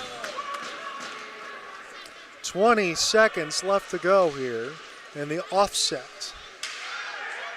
And in behind the net, we're going to get a tripping call against the Sharks. These penalty calls have been very even, but again, you got to give a lot of credit to the Shadow fans from where we are broadcasting. Again, I made the joke earlier in the open. Every call that goes that way, there is so many fans here, I would think it has to be, at my best guess, a 55-45 split, maybe even 50-50, maybe the other way for the road fans. 7:09, a tripping call will be set here, and the Shadow will get set to go to the power play. I think that's 5 power plays now for the Sharks and 4 for the Shadow, if I have my wits about me. I'm going to start to need an abacus for this. Here's a pickup on the backhand, and Morton makes a good save near the left post off a good pass. Sharks will at least get it across the blue line, so does Papandrea. He'll get busted for a trip. It's Cody Oakes in a 1-1 game. Now for Sam Gagnon. He got the game tying goal, as this is Mayam up in the air, and now the Sharks have some work to do near the left side blue line. We'll see where this puck will go. Sharks will clear it.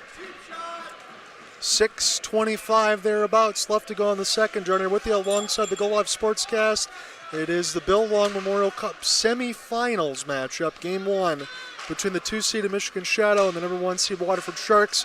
One more game in this building tomorrow, but whoever wins and takes a 1-0 series lead, it could be a potential closeout on Sunday, unless we need a Game 3 on April 25th. That'll be a Saturday side.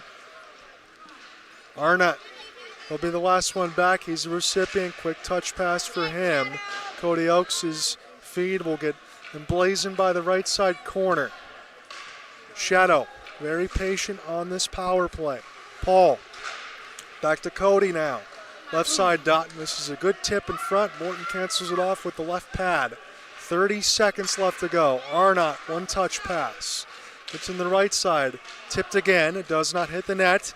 Sharks' second effort. They will get it out. 2-on-2 developing for the Sharks. Jared Siegel got Polosha with them, and Siegel's chance will be held by Sommerfeld. 5:26 left to go in this middle frame.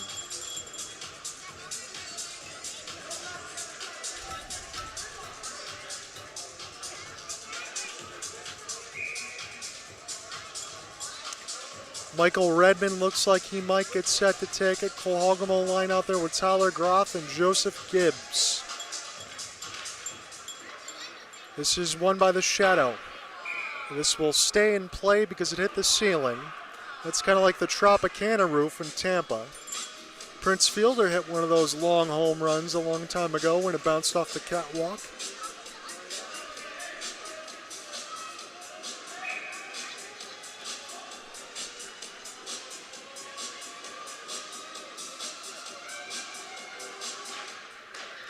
Second opportunity will give Sharks possession, and Sommerfeld makes the save off the deflection. About 5 seconds have expired over the last couple of plays. One was a clear that hit the ceiling, that one was deflected. Will still stay right here.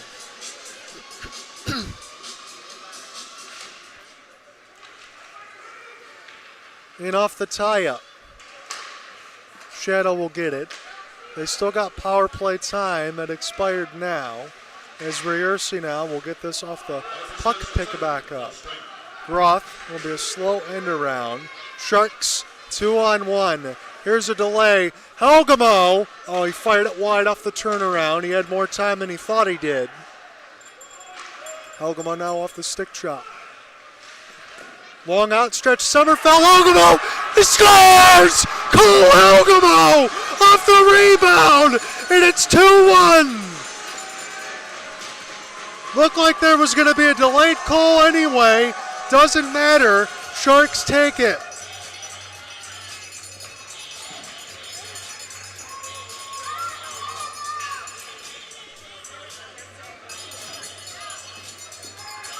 Cole Helgamo's second effort. I think he was tripped falling down. He got the second effort rebound past Sommerfeld. Not much he can do there after number one made the initial save. He has been splendid in net.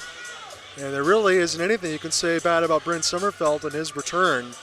Again, as I always say, he's the best goaltender in the MIHL. Gives this team a chance to win every night. It was just a secondary effort that got them that goal.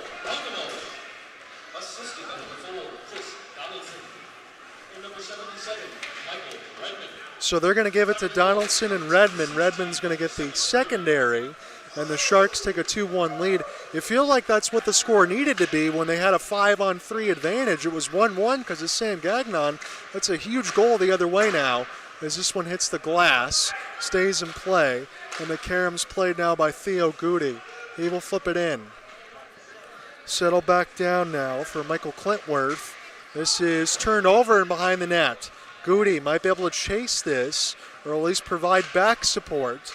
He'll be smart to get back on the defensive end as the Shadow could do something here. Right up the gut, Tim Schmidt has it knocked away from him. It's Papandrea now. No power play opportunity for the Sharks as they scored as that one got negated. As this is a direct break out from behind the net. Papandrea was already in the box once. He didn't get scored on there. Papandrea had time to take this end to end. His cross ice feed. It's Goody sticked away from him. And Zolkanich will feed this across an open wing. Here comes the clapper. Deflected. There's bowling pins all over the ice here. Goody goes to a knee to block the initial pass attempt. Mike Baker. He'll elect for the pass across instead. Maybe that'll give time for Morton to recover. Oaks' shot was pretty good. It just missed high. Go back now to Cody. Cody cross ice feed. One-timer gets blasted wide. 3 minutes left to go in the second as this one is just out of play. Shadow trying to counterattack that quickly, and they almost successfully did so. This has been a whale of a hockey game here. Just glad you've been able to join us whether you're in the building. Again, credit to all the Shadow fans that have made the trip, the Sharks fans on the opposite side of where we are. This one's been a lot of fun. Don't know if we're going to get the same crowd for Sunday, but you certainly hope so. I think that is a 1:30 start. D-zone draw. Kieran Carlisle will be set to take it. As this goes to the left side, all I can see is big number 16 of Michael Clintworth as he dwarfs Nolan Baldrika. That passing across the red line. Sommerfeld stops it. He's got trouble in behind his net right now as the Sharks with Polosha able to get the vulcanized rubber. This is toward the right side glass. Turnaround for Siegel. Just force the puck in deep. 2:35 left to go in the second. Baldrika now as this is off the outstretched reach. Here's a pickup here.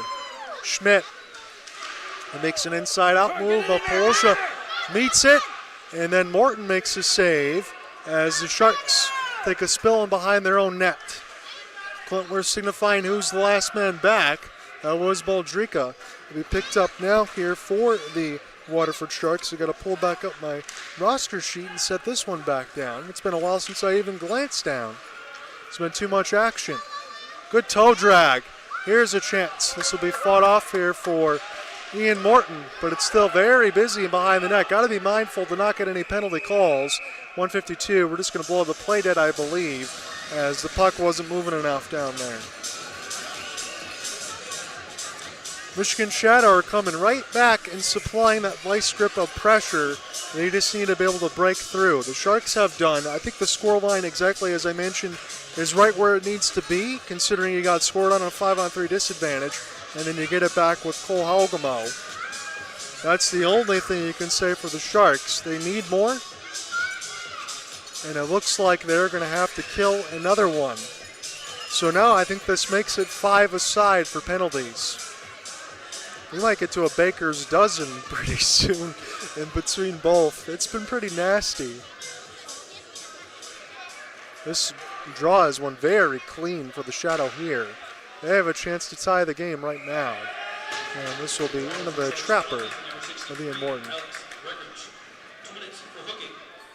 Grego gets a hook call, the assistant captaincy.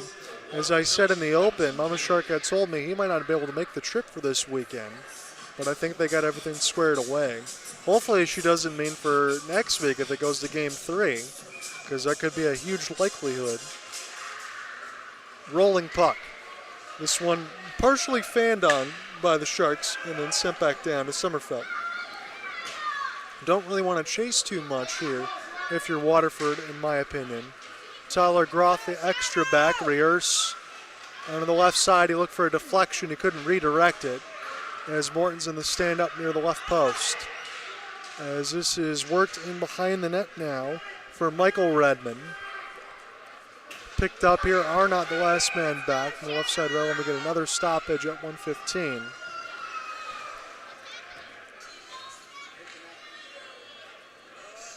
Puck went up and out of play. Again, anytime that I can't see it, sometimes the clarification from all of the fans are able to catch it alongside the camera shots. We got to go live. Always thankful to Frank and Kelly for that. Just glad to be able to call this one along with you. My hope, again, as I've said, is I will be in the game, building for game 3 should we get to it. And if the Sharks do advance, I'll be talking with Nick and Laura as far as being able to make the trip again. And it'll be a different hotel this time around because you would not be starting in Muskegon. Whether that would be Traverse City, St. Ignace, or Kalkaska, wherever that sight line will be. But you got a lot of work to do before you can even talk about that. Then across the left side blue line. Here's Minnie. And that one, I thought, went off the glove of Morton and then hit the netting. So if the Shadow don't score here, that is a 8-second power play carry over time. As I think we've hit officially 5 aside for infractions. One of those was offsetting from roughing. And off the spin and turn now as Binney was on the left side red line. Papandrea will lurk on the outside. This goes back to Gino. Gino will make this pass across to Cody Oakes. They look for a lane. Another deflected opportunity as you had Zulkanich on front of the net. As we get another stoppage at 45.3.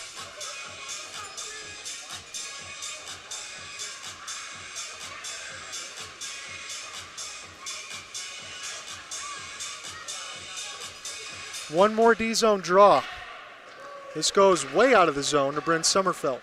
He's actually going to play it near the left side and make the outstretch pass. And Milam can't pick it up off the carom. This goes back down to Bryn, so that'll work at least for Waterford to kill about 20 seconds before the Shadow can get back into the offensive end. Cross ice feed's a good one. This is a recollect now for the lone goal scorer for the Shadow and Gagnon. Send this one back to Jamison Mayam. Samuel, beautiful feed, beautiful hands out of the air. This goes wide near the right side boards and Minnie can't hold the line. Gino, time for one more rush if the Shadow go quickly. Sharks trying to bottle up that right side red line as this is up the gut. Oak's got to go quickly, down to 1. That goes wide. It's the same deficit that we had after 20. It's just 2-1 now. Sam Gagnon had tied the game, a 5-on-3 shorthanded goal. Cole Halgamo answers, and it's 2-1 Sharks after 40. We're going to have an exciting conclusion in front of us. Winner is going to take a 1-game lead into Game 2 tomorrow on Sunday. We'll be back. We'll call the third period. Stay with us. We got a good one going. Talk in a bit.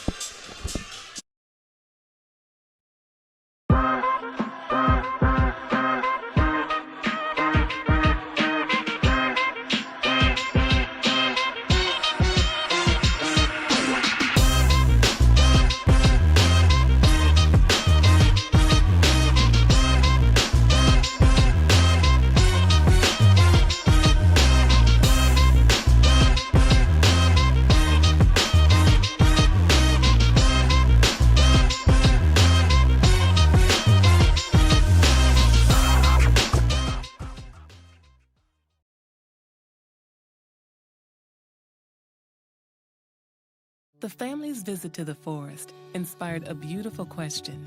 Mother, mother, am I a tree? You tell me to stand tall. You tell me to stay rooted. I think I am a tree. My child, of course you are. But what kind of tree will you be? The kind to hug or the kind to climb? Doesn't matter which you choose, so long as you choose to be a tree that's kind. Make the forest part of your story at a park near you. Find one at discovertheforest.org. How prepared is your family if a tornado shows up at your doorstep, or a flood, or a hurricane? You can't just turn away a natural disaster. That's why it's important to go to ready.gov/plan now. It has the tools and tips you need to make an emergency plan with your family. So if disaster comes knocking, Let's go. you'll be ready to help keep your family safe. It's just a pizza. Make a plan today.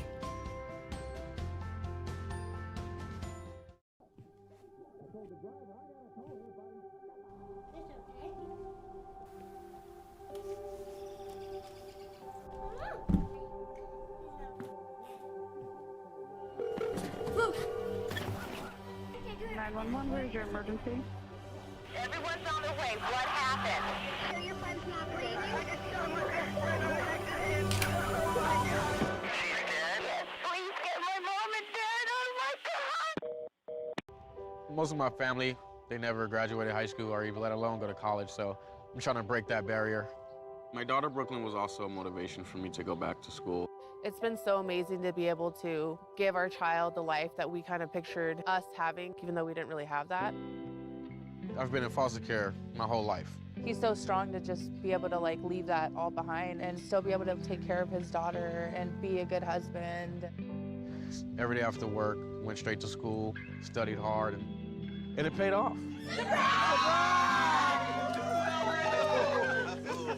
I could not have done it alone. We've been through so much in our life, and he never used that as an excuse, but as motivation to do better. I see the future is really bright for me. The high school diploma is just added to the confidence, and now I feel unstoppable. Find free adult education classes near you at finishyourdiploma.org. Hey, can you chop the pineapple? Chop the pineapple. Nope. I'm high. How about I wash off the grapes? Yes. Okay. You're already making good decisions when you're high. I want tacos. Will you drive? I'm a little toasty.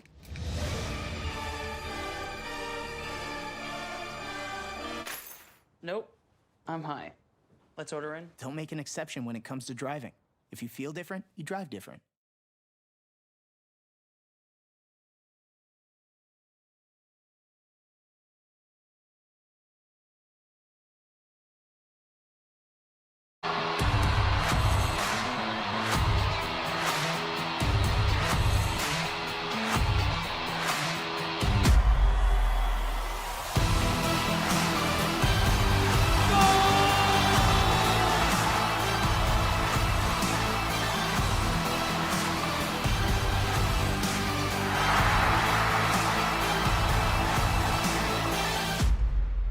Go Live Sportscast. Join us at the official post-game entertainment spot of the Waterford Sharks. Bring your party before and after each game for pints, pool, plates, and more.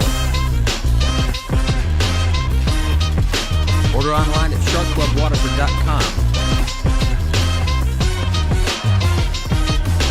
Eat, drink, and be a shark.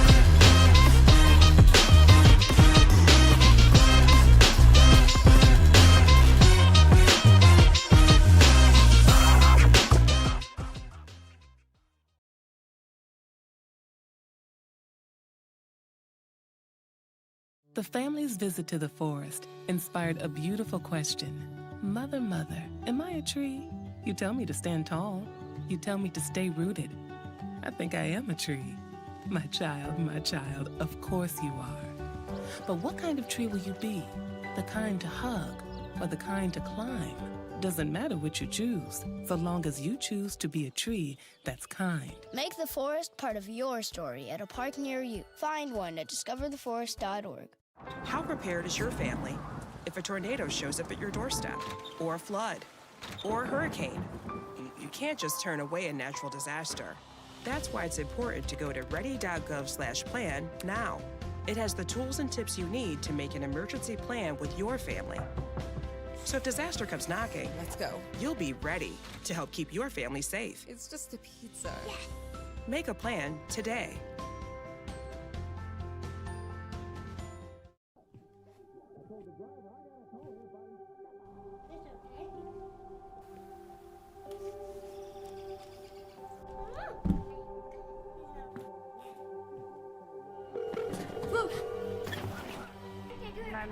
Where's your emergency? Everyone's on their way. What happened? Your friend's not breathing. She's dead? Yes, please get my mom and dad. Oh my God! Most of my family, they never graduated high school or even let alone go to college, so I'm trying to break that barrier. My daughter Brooklyn was also a motivation for me to go back to school. It's been so amazing to be able to give our child the life that we kind of pictured us having, even though we didn't really have that. I've been in foster care my whole life. He's so strong to just be able to like leave that all behind and still be able to take care of his daughter and be a good husband. Every day after work, went straight to school, studied hard, and it paid off. This cannot be real. I could not have done it alone. We've been through so much in our life, and he never used that as an excuse, but as motivation to do better. I see the future is really bright for me. The high school diploma is just added to the confidence, and now I feel unstoppable. Find free adult education classes near you at finishyourdiploma.org. Hey, can you chop the pineapple? Chop the pineapple.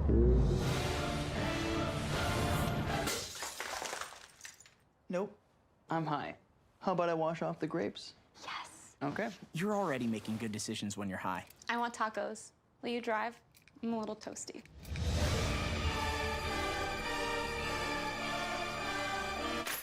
Nope. I'm high. Let's order in. Don't make an exception when it comes to driving. If you feel different, you drive different.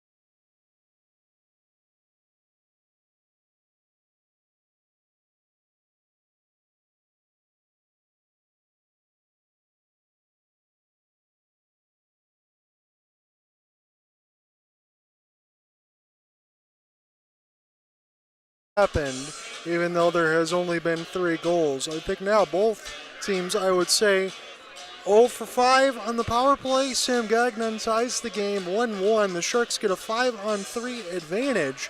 They get scored on as he fakes to the backhand, slides 5-hole past Ian Morton, who's only surrendered 1. Brent Sommerfeld's only surrendered 2 on the other end. Again, when the Sharks got scored on with that advantage, they needed to be able to at least, in my opinion, get this game 2-1, all things considered. Cole Halgamo off his second attempt, maybe even a third, as the puck is picked up near the right side, gets it in the middle of the circles, gets tripped. It would have been a power play. A second, third effort slides it past Brent Sommerfeld to make it a 2-1 game. I was not able to track the shots on goal in that frame. I will get that in the game story when that gets uploaded, probably at least by Tuesday on the MIHL website. But definitely looking forward to being able to call more here as we are going to get set away. Now, if I look to the right or left of me, there are crowds everywhere inside this red rink here.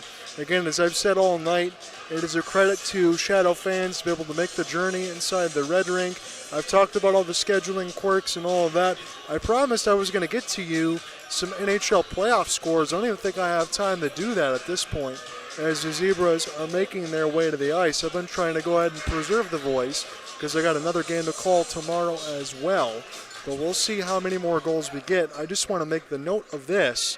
Now, the 2 games that we had in this building, there was one game where the Sharks scored 1 in the third and won by 2 goals. There was also another game where the Sharks had a lead like this. I think it was 3-2 or 4-3. 4-3 was your final, and there was no goal scored in the third period. So we might have another one of these that stay tight, maybe 1 goal or less in this final frame. That could be pivotal depending on who it is. The Shadow, I don't think, would want to play a third straight overtime game. That's only in the lines of if they have to tie the game at 2-2, then of course you take it, obviously. But you have to think you're going to be playing again tomorrow. You're going to be feeling a little bit tired, and then maybe with the early start at 1:30, is there going to be any sort of lineup adjustments tomorrow? Now, from what I've seen from Sommerfeld or Morton, I would happen to think not. And is there anything that you can kind of take advantage of over the first 40 between these 2 teams? Honestly, I know it's my job to tell you that, and between the play-by-play and color, but there really isn't anything you can shake out a stick between these 2 teams. I think the only thing they would like to tell you is you both don't want to be 0 for 5 on the power play.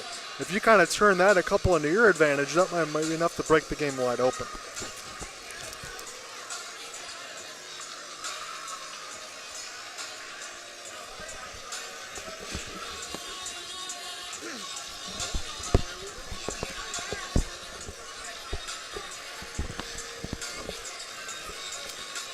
So my name is John Ott. I'm going to take you through this third period alongside the Go Live Sportscast. I'm going to have another one of these tomorrow nonetheless too. But we'll see who takes a 1-0 series advantage in this best-of-3 semifinals. And after this last set of 20, unless we need more, this will be the final frame of regulation at least. Let's get underway.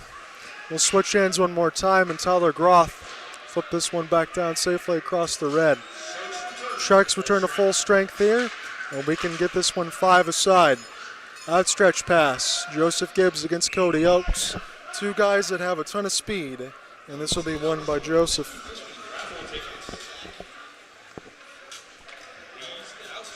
First 18 seconds have expired in the final frame of regulation. The Sharks lead 2-1. They've got a goal in each period.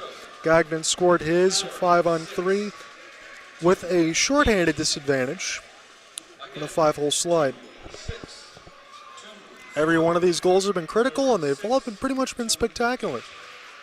Gregorich off the tie-up. This will be flipped back down again, and the Sharks will have to play with the puck possession. Groth almost overskates, and he'll flip this one back now to Joseph Gibbs. Outstretch is intercepted beautifully across the blue line, and the Sharks will be forced to have to play some defense here, and Ian Morton, that last line of it, makes the save at 19-20. And I don't want to reiterate this too much to get Shadow fans angry, but it's just enough to give you perspective.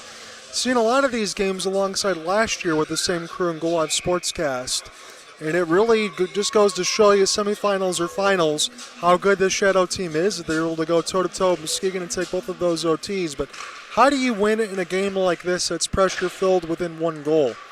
Now, we saw the Shadow do that last series in the quarterfinals, but it's only going to get harder from here as Donaldson's shot gets sticked away. And that's another thing, as I said in the open, that I want to watch. Are they going to be able to play a complete 60 and show their force? Because even though the Sharks had went 5-1-1 in the season series, a lot of the games have been relatively close. But championship experience should matter for something, and it's also inaccurate for me to say that the Shadow don't have it on the other end, because of course they do, with all their call-ups and players across from the multitude of experiences. So I just want to be interested to see how this final frame is played, as this is sticked away by Helgemel for a moment, but the Shadow now can go left to right. They're off sides at 18:30. The first minute 30 of the third period has expired.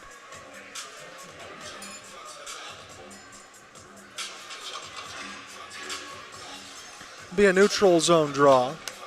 Sherwalk will get set to take it.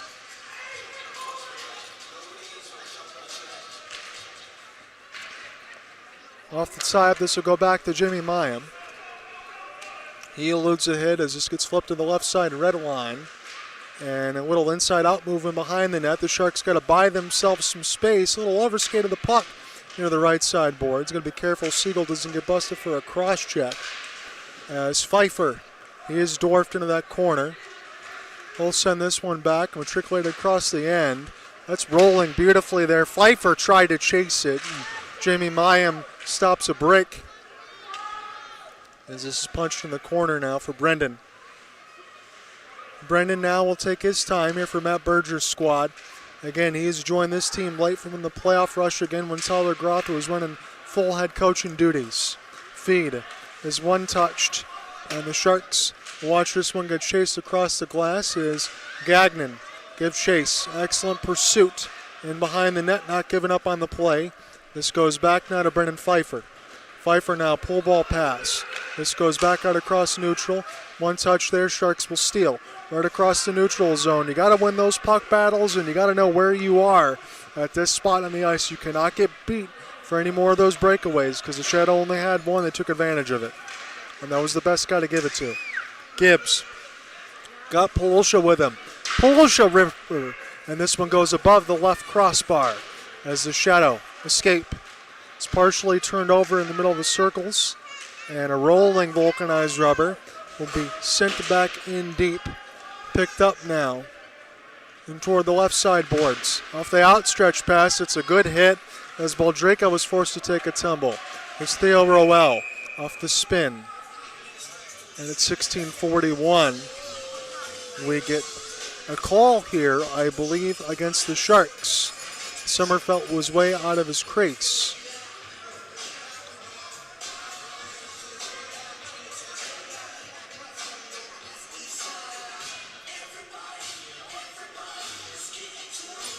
I believe that is the Shadows' 6th power play. Again, I might be off 1.5 over under.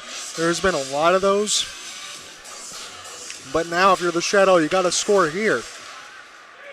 This is back to Morton. That'll kill 2 seconds. Gibbs going to get busted for a rough.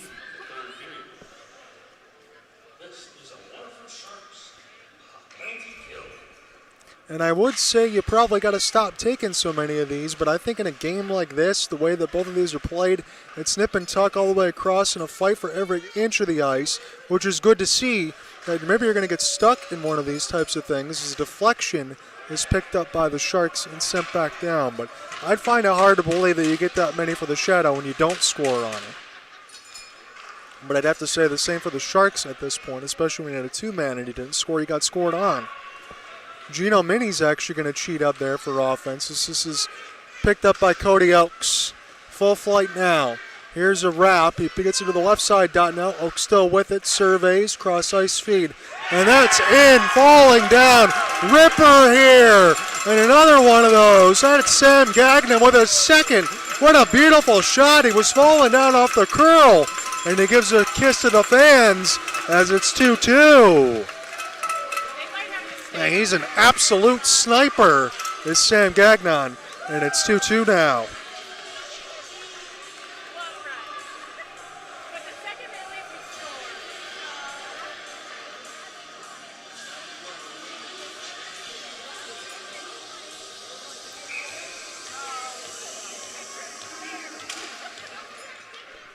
So I got that 13 from 19 right at the 16-minute marker, definitely on the power play, as Michigan Shadow have made it a 2-2 game. And again, as we talk about, I just mentioned, you got to be able to stay out of the box. You get that many, you got to score on it for the Shadow. I think the scoreline probably is where it should be. Brister, immediate save there for Sommerfeld. Sharks now have this. We'll return to full strength, so never mind what you see on the big board. Siegel's pass. And here is a potential play for the Shadow. Big hit there for Redmond. And players come together. I don't think there's going to be a call here. Shadow don't like it. But Theo Roel got wiped out by Redmond as this goes into the right side boards now. I'm hoping that they stand back down so I can give you the play-by-play here. As this is sent back around the inboards now. Siegel got some work to do. It was loose out in front of the circles. And the Sharks with an outstretched reach. This will get this one picked up now for Helgamo. He'll be forced to spin and turn. Shadow now. Here's Paul Arnott. He'll make a move. We got Osentowski now. Arnott still skating with it. And the Sharks finally get a steal. And off the long flip. This will bounce off a couple bodies. It's now a 2-2 game. Sam Gagnon gets his second. Short-handed in power play. Specialty teams has been good to him. And the Shadow, at least for the power play side now, as this is Groth off the step up. There's a clapper at the net. It actually bounced in front of Bryn Sommerfeld. And maybe a partial steal, but the Sharks will back up nonetheless. This is rolling. This will give the Shadow possession in the left side wing. Another fight in off the puck now. Groth trying to provide backline support. Here's a rolling puck. Redmond now. He's pinned against the right side glass. Schmidt takes a hit. Bowman can't chip it off the glass. And the Shadow keep it in. Late hit after the shot. Gagnon was trying to get a hat trick there.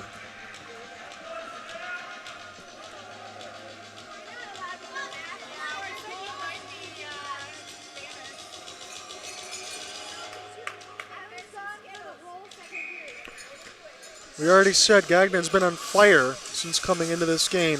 He's got 2 game winners in both OTs against Muskegon. Now he's got 2 for the Shadow in this one. To answer Kieran Carlisle and Cole Helgamo of Waterford. As we sit 2-2, winner of this game goes up 1 in terms of the MIHL semifinals. This is tipped and saved by Morton. My last check from the Kalkaska Kings was they're up 2-0 after 1 period against the St. Ignace Saints. That game got started a little bit later. Gagnon now off the rush. Good save, Morton, rebound near the left side. He cancels that out. He is having himself a whale of a game as Samuel. This is iced against Waterford.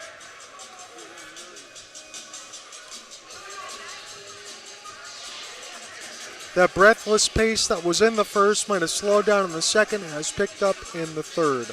Glad you can join us for this broadcast. It has been a LeBron James a la nail-biter at this point between the two. You have to expect that at this point, but yet again, for me to see it with my 4 eyes for those jerseys in red, I think is a good thing. Waterford battle-tested, you know that they have to give the best effort from their opponent. When you're 5-1-1 in the season series, you expect that to dictate that, but a lot of those games have been close, with the exception of the 6-1 with the power outage. Ian Morton's going to get a bereavement in his net. It lets everybody take a breath as Spencer Bowman wipes the grill. He'll be open across the right wing as the Sharks try to draw it back at 13:29. All-important D-zone draw, they'll do just that. Theo Goody back in behind the end boards now. Sharks a little bit in between the skates of Papandrea, no matter.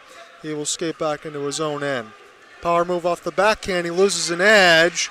Jared Pfeiffer's got to help him out. And now, Sharks steal. Here's a clapper for Baldraka. That might be a purposeful rebound. It'll be settled back now for Papandrea. 7 minutes have expired now of the third in this tie game. Gagnon with a pair of goals in the second and third. Answers Kieran Carlisle from the first and Helgamo in the second.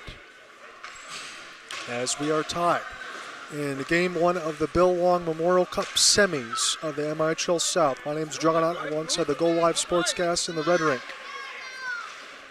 Shadow taking a long time to break out here, no matter with that, but this gets turned over now. As Theo Goody will be the recipient of this back pass. Goody now purposely off the glass.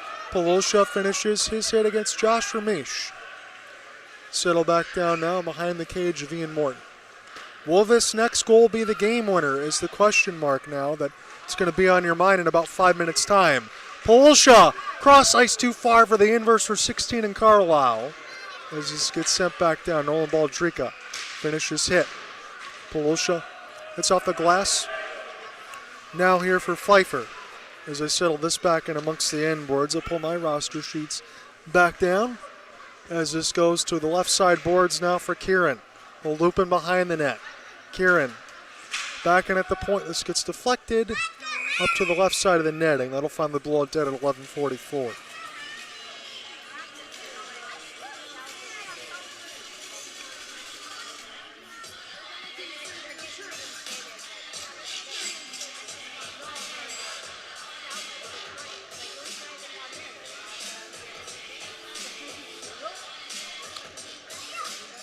Alex Gregorich will take the draw here, the assistant captaincy, as this one will be sent back to the Shadow.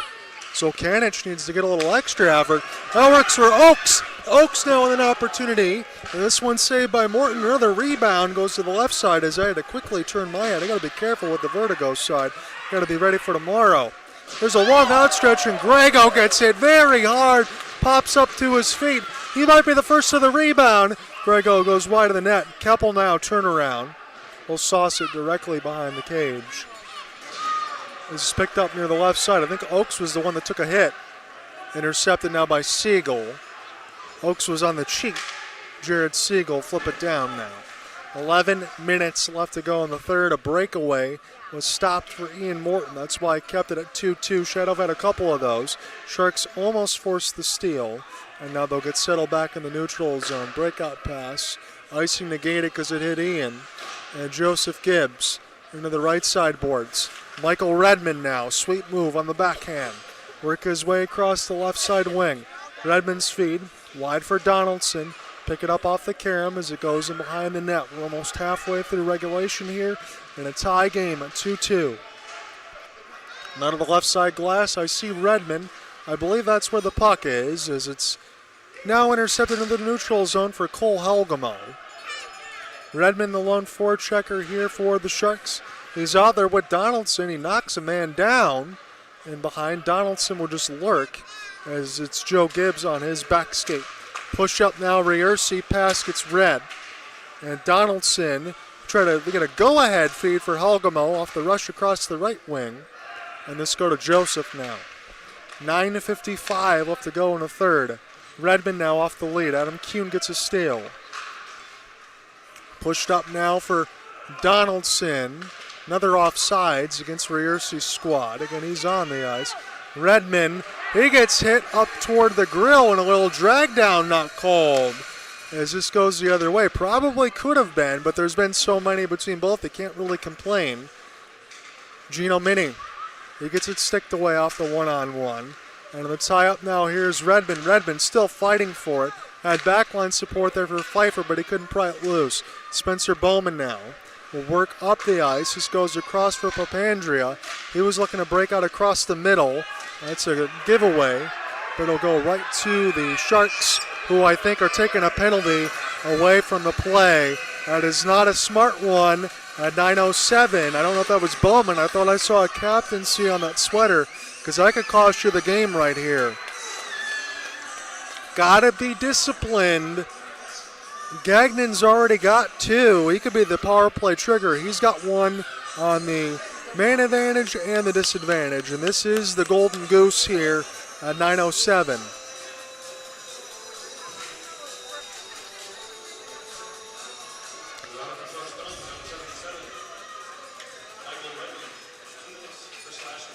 So Redmond's going to get his second. Redmond was taken down, to be fair, about a minute 40 ago. But because of that, he probably was getting a little retaliation. And I think he got himself in trouble. So 9:07 left to go in the third, but all is fair, you think, on both sides. And here we go. This is a monumental kill. Papandrea will work this one in behind the net, and now the shadow. And on the backhand, it is a one-on-one. Zulkanich, Ripper, this one up high. Picked up now by Gregorich. He'll try to get a soft clear. Looking for Bowman.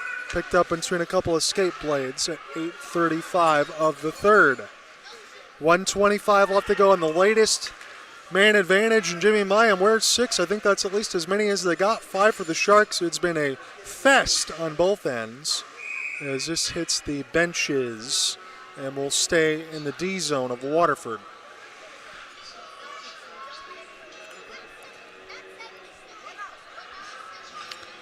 If you're following along on the broadcast or you're in the building, you know that you're in one right now. This has been a whale of a hockey game. John Ott's my name alongside the Goal Live Sportscast. This is game 1 of the semifinals, best of 3. 2-seeded Michigan Shadow, 1-seeded Sharks. It's another power play for the jerseys in red.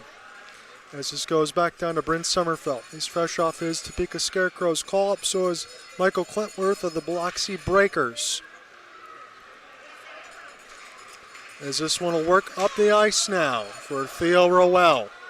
He'll chase it hard amongst the inboards, and Tyler Groth rolling, just gets it out. Good effort there for Kieran Carlisle. He was just pushing his way like a tractor trailer to get this one back down the ice. This will actually bounce off the stick of Sommerfeld. I think this might be an ozone draw. Probably lost sight of the puck myself.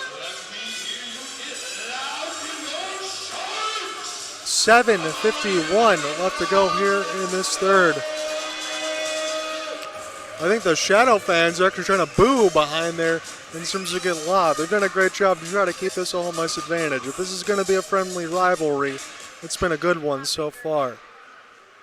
Time will tell the tale of tape as the years will go as far as the deep organization that the Shadow can be. As this is a play in toward the net at 7:39, and the net got dislodged to the left side of the mooring.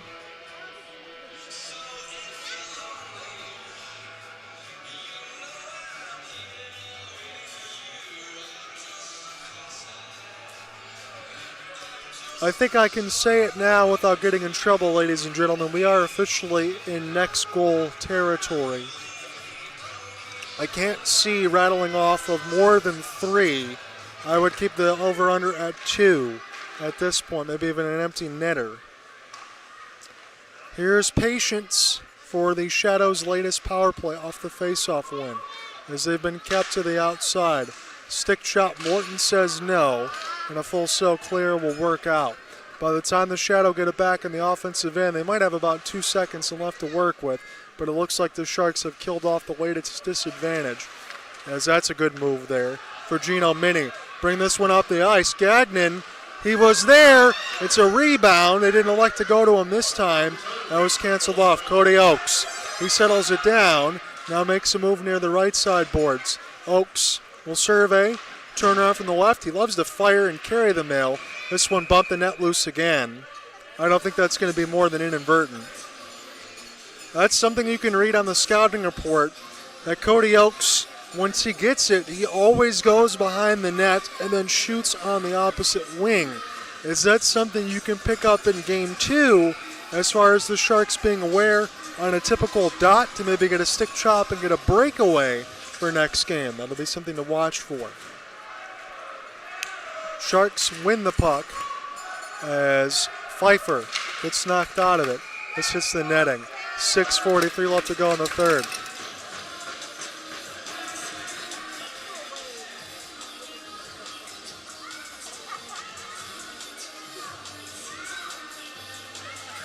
Right side dot draw upcoming. Jared Pfeiffer's actually going to take this one. Sherlock's been taking most of them. And off the tie-up, and the Shadow will steal.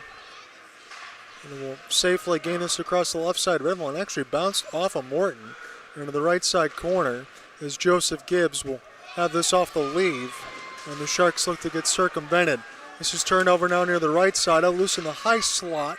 And it's rolling now near the right side red line as players come together. Gibbs will pick it back up. There's an outlet feed. Spencer Bowman got Sherwalk with him. Sherwalk should be able to get to this now into the left side dot. 6:05 left to go in the third. Next goal wins territory. I keep thinking it now at this point. As Jared Siegel slowly puts it in behind the end boards. You're just waiting for that next moment. I'm just trying not to blow the vice box. Osentowski on a one-on-one. Hits Morton up high, makes the save. Sharks escape the danger. Kieran Carlisle opened the scoring. Hits the glass. Pfeiffer now puts a body in. We try to pry the puck loose. Picked up on the opposite side of the blue line. It's a stick save for Bryn Sommerfeld. Now on the backhand. It's canceled off in the corner now for Nolan Baldrika. Back now for Siegel. It's a pull ball pass. Easily read there for Riercy. Now with Gagnon. Gagnon's bounced off the blade of Kieran Carlisle. Carlisle elects for the cross pass. Rister misses up high. 5:16 left to go in the third.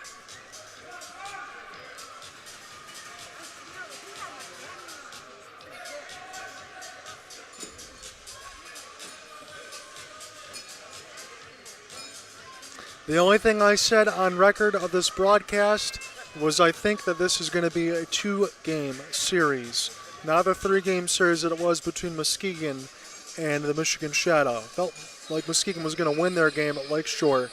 This really could go either way because it's been a long time since Waterford has even been back on their home ice. Just twice in the last 2 months, and they've been off as well. Baldrika had it knocked away from him. One-on-one the other way. Goody wins that battle, but the job's not done. As the Sharks need a third player to help pry the puck loose, Baldrika can't carry the mail. Papandrea is going to have to flip it across the opposite red line. This will touch the blade of Sommerfeld. 4:45 left to go in this third. Icing gets waved off as it bounces off the glass. Goody tried to get inside-out positioning. Now he's got to recover. Excellent work there for Oakes. This is wide and off the end boards, but Goody is attentive to it. Pick it up now near the left side line, but the pass is not a good one. This will give the Shadow possession. Kuhn now. We'll watch this one get sent across the corner. It goes back to him for a stuff attempt. And the initial save was made by Morton. The vulcanized rubber is loose. Sharks have it. Pivot. Right across center ice. Assistant captain seeing Grego. Loses it to Gino Mini. Theo Roel. Ripper saved by Morton. He has been splendid in the goal crease when been called upon. 4 minutes left to go in the third. Grego, I don't think can survive another one of those. As Mini gets hit hard on the right side of the glass. It's answered by Keppel. 2-on-1. Sharks, it's going to take a while to materialize. Grother, the Ripper, gets blocked. 3:45 left to go in the third in a 2-2 game. Gagnon has scored the game-tying goal on the power play. Answered shorthand in the second. Tip play. That one saved by Sommerfeld off the stick of Keppel. Shadow now. Safely across the left side red line. At least I thought so. It'll be an icing here. That'll be an advantage for the Sharks.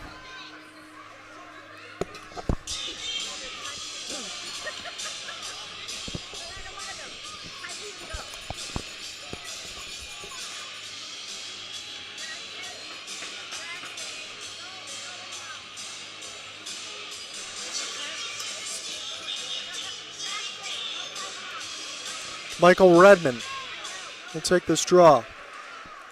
Sharks, Donaldson, save, Sommerfeld, rebound, save 2. As it's a 2-on-1.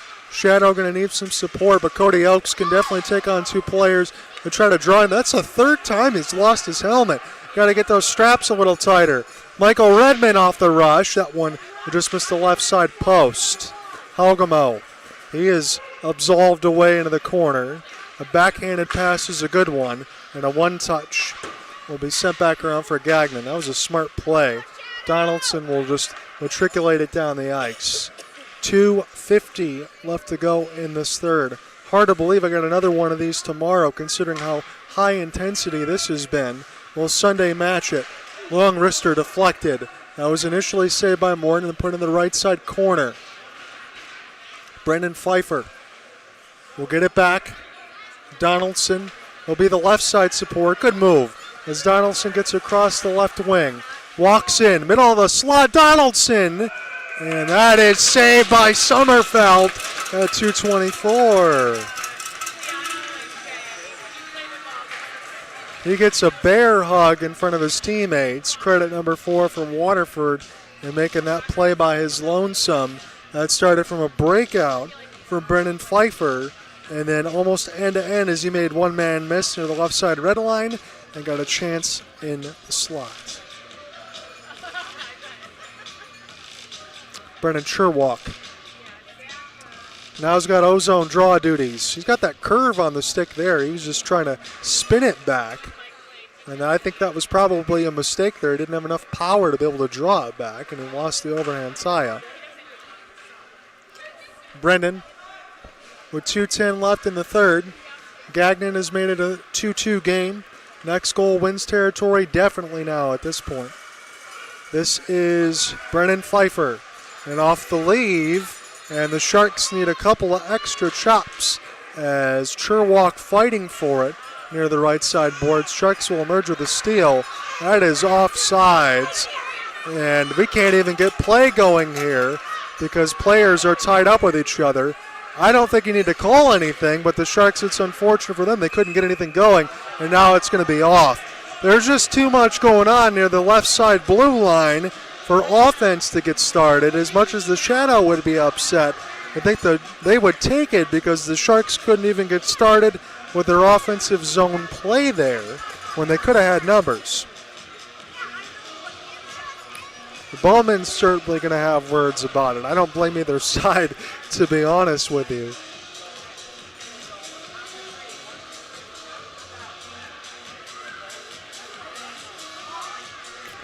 Can I make this joke across to Frank and Kelly down there? If I don't pull the same numbers in the viewership as Frank does on the play-by-play, maybe it's me in this Game 2 semifinals, Game 1. But I'm just happy to be able to give Frank a break and honestly be able to call these games because I would have missed it if I have not been able to do so at all. But I always appreciate the hard work that they do. 1:35 left to go in the third. This will be looped in behind the net of Sommerfeld, and we're about 90 seconds away from going to OT.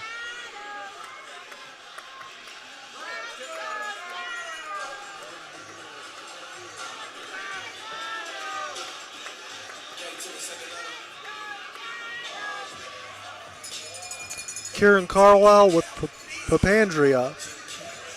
You got Theo Goody as well. This one, Kieran right to Theo Goody. Saved initially by Sommerfeld. Polsha, oh, he missed the net. It was a great spot to shoot from near the left side dot is Riersi. Thrown in the corner, try to chase it himself.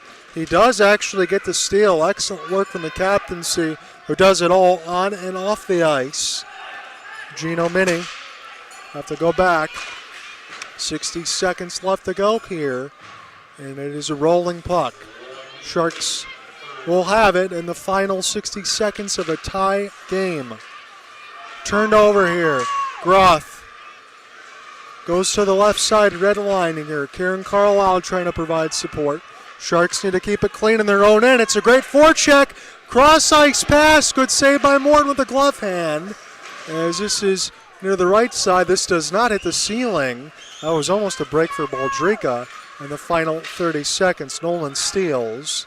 Too far for Kieran Carlisle. Cody Oakes on a one-on-one here. Oakes, great move to the outside. And this one canceled off to the left side red line. Physicality here. Sharks will at least gain the blue line off a gang tackle. Are we calling something at 14.5? Hopefully the microphones don't pick up the vulgar language. Again, I'll try to keep it PG as much as I can, but Shadow fans not happy. If we're being honest, the power plays now I think would be 6-6. So the calls have been even. Now it really is up to the Sharks to get their first power play and then just finish it off, if that is indeed what we get.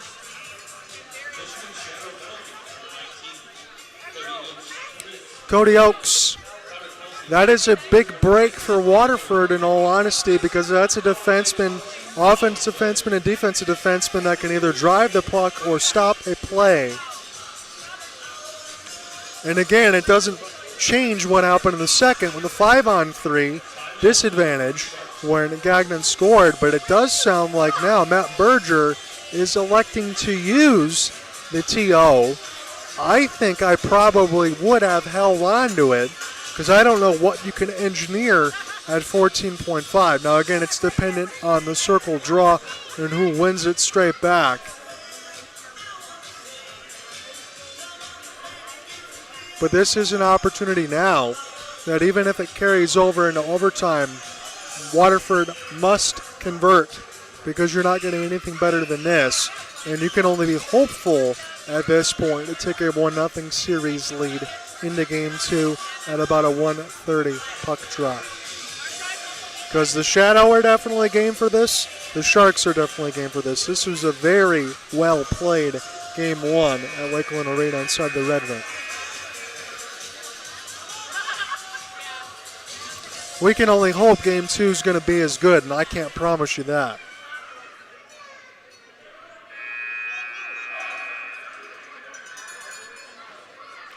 So Berger, as I mentioned, elected to use the timeout.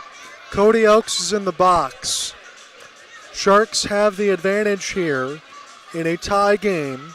Penalties, as I mentioned, are about as even as can be. I think about 6 or 7 aside at this point. Definitely have lost count. We'll get that all squared away in the story when that gets up about Tuesday. Still got another game to tell you about tomorrow. This one hangs in the balance. Draw win here for the Sharks. On the left side boards, it'll be cleared down. And we're going to go to OT, ladies and gentlemen. Tied at 2. The Sharks have a man advantage to take into the dressing room, and I believe they've got a score on it. Because as I've said, I don't think this series is going to go to 3 games. We'll find out by Sunday, but this is an opportunity you cannot pass up. After 60, we're still level.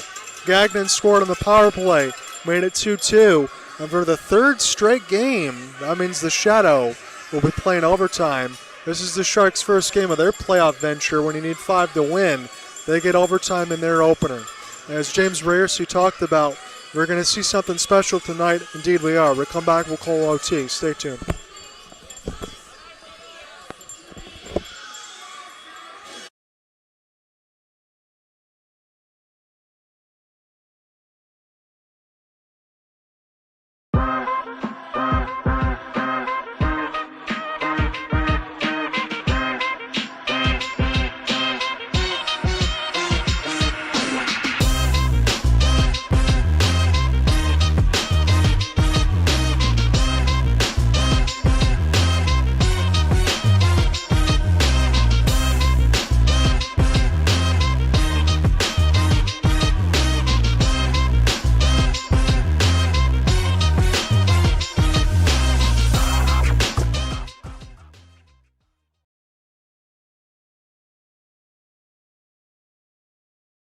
The family's visit to the forest inspired a beautiful question. Mother, mother, am I a tree? You tell me to stand tall. You tell me to stay rooted. I think I am a tree. My child, of course you are. But what kind of tree will you be? The kind to hug or the kind to climb? Doesn't matter which you choose, so long as you choose to be a tree that's kind. Make the forest part of your story at a park near you. Find one at discovertheforest.org. How prepared is your family if a tornado shows up at your doorstep, or a flood, or a hurricane? You can't just turn away a natural disaster. That's why it's important to go to ready.gov/plan now. It has the tools and tips you need to make an emergency plan with your family. So if disaster comes knocking, Let's go. you'll be ready to help keep your family safe. It's just a pizza. Make a plan today.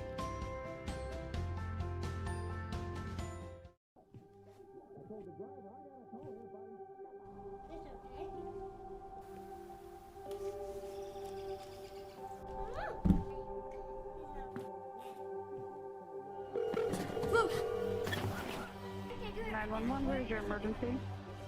Everyone's on their way. What happened? Your friend's not safe.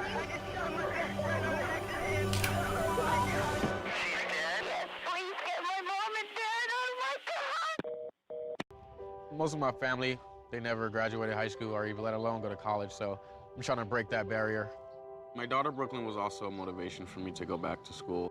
It's been so amazing to be able to give our child the life that we kind of pictured us having, even though we didn't really have that. I've been in foster care my whole life. He's so strong to just be able to like leave that all behind and still be able to take care of his daughter and be a good husband. Every day after work, went straight to school, studied hard, and it paid off. I could not have done it alone. We've been through so much in our life, and he never used that as an excuse, but as motivation to do better. I see the future is really bright for me. The high school diploma is just added to the confidence, and now I feel unstoppable. Find free adult education classes near you at finishyourdiploma.org. Hey, can you chop the pineapple? Chop the pineapple. Nope. I'm high. How about I wash off the grapes? Yes. Okay. You're already making good decisions when you're high. I want tacos. Will you drive? I'm a little toasty.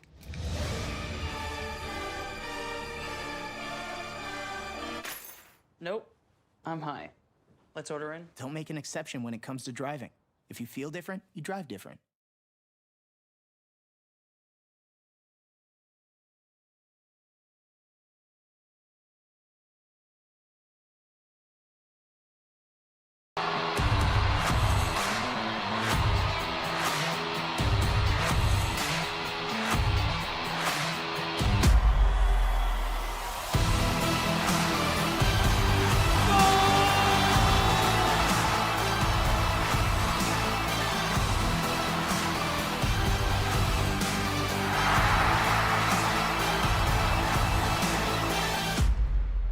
Go Live Sportscast.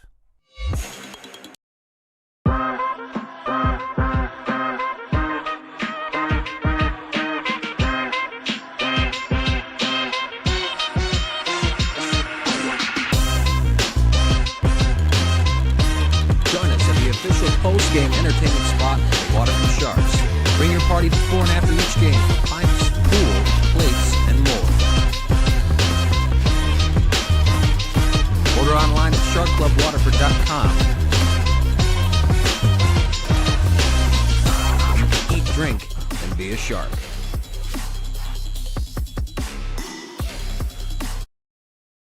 The family's visit to the forest inspired a beautiful question. Mother, mother, am I a tree? You tell me to stand tall. You tell me to stay rooted. I think I am a tree. My child, of course.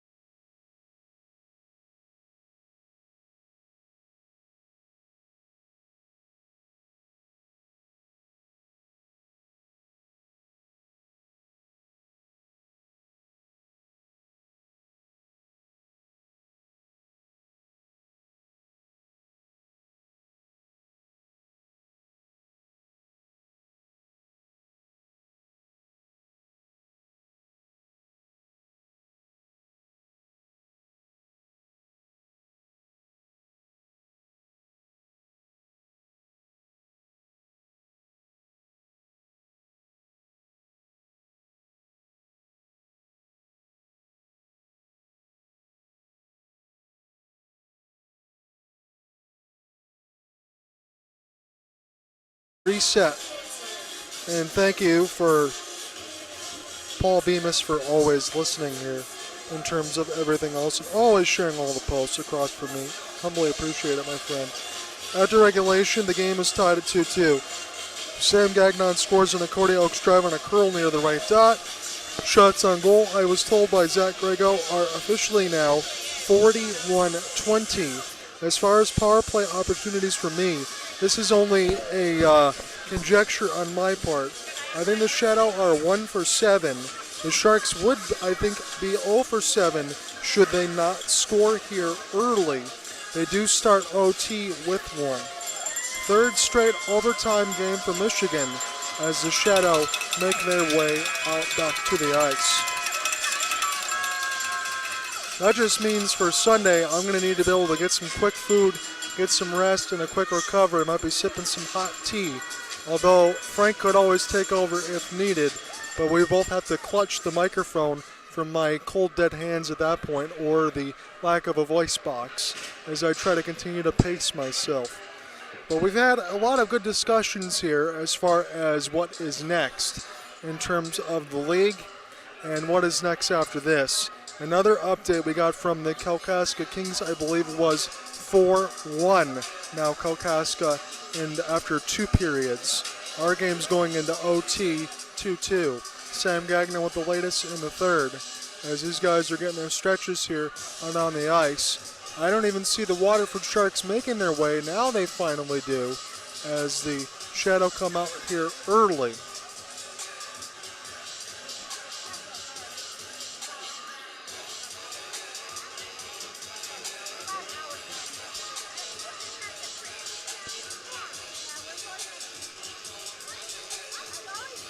Here's what we can say, because I know that we're all thinking it, even though it's been a week off. It's been a couple weeks for the Sharks. I think the week off at this point for Michigan Shadow will benefit them in this second overtime game. A week gives you enough time to be able to recover, to be able to play an OT. Now, usually in these games when we get to it, I've only seen a couple of these in the finals, never in the semifinals, but there's never been a matchup at this point with the divisions that left you with a matchup like this. It was always, when it was 4 teams, it would be either Alpena against Waterford, and there would be a little bit of a talent discrepancy, correct?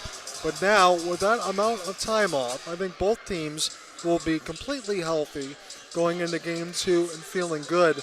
My question is, if it did go to a Game 3, and again, we have a long way to figure that out before Sunday, we'll know that answer.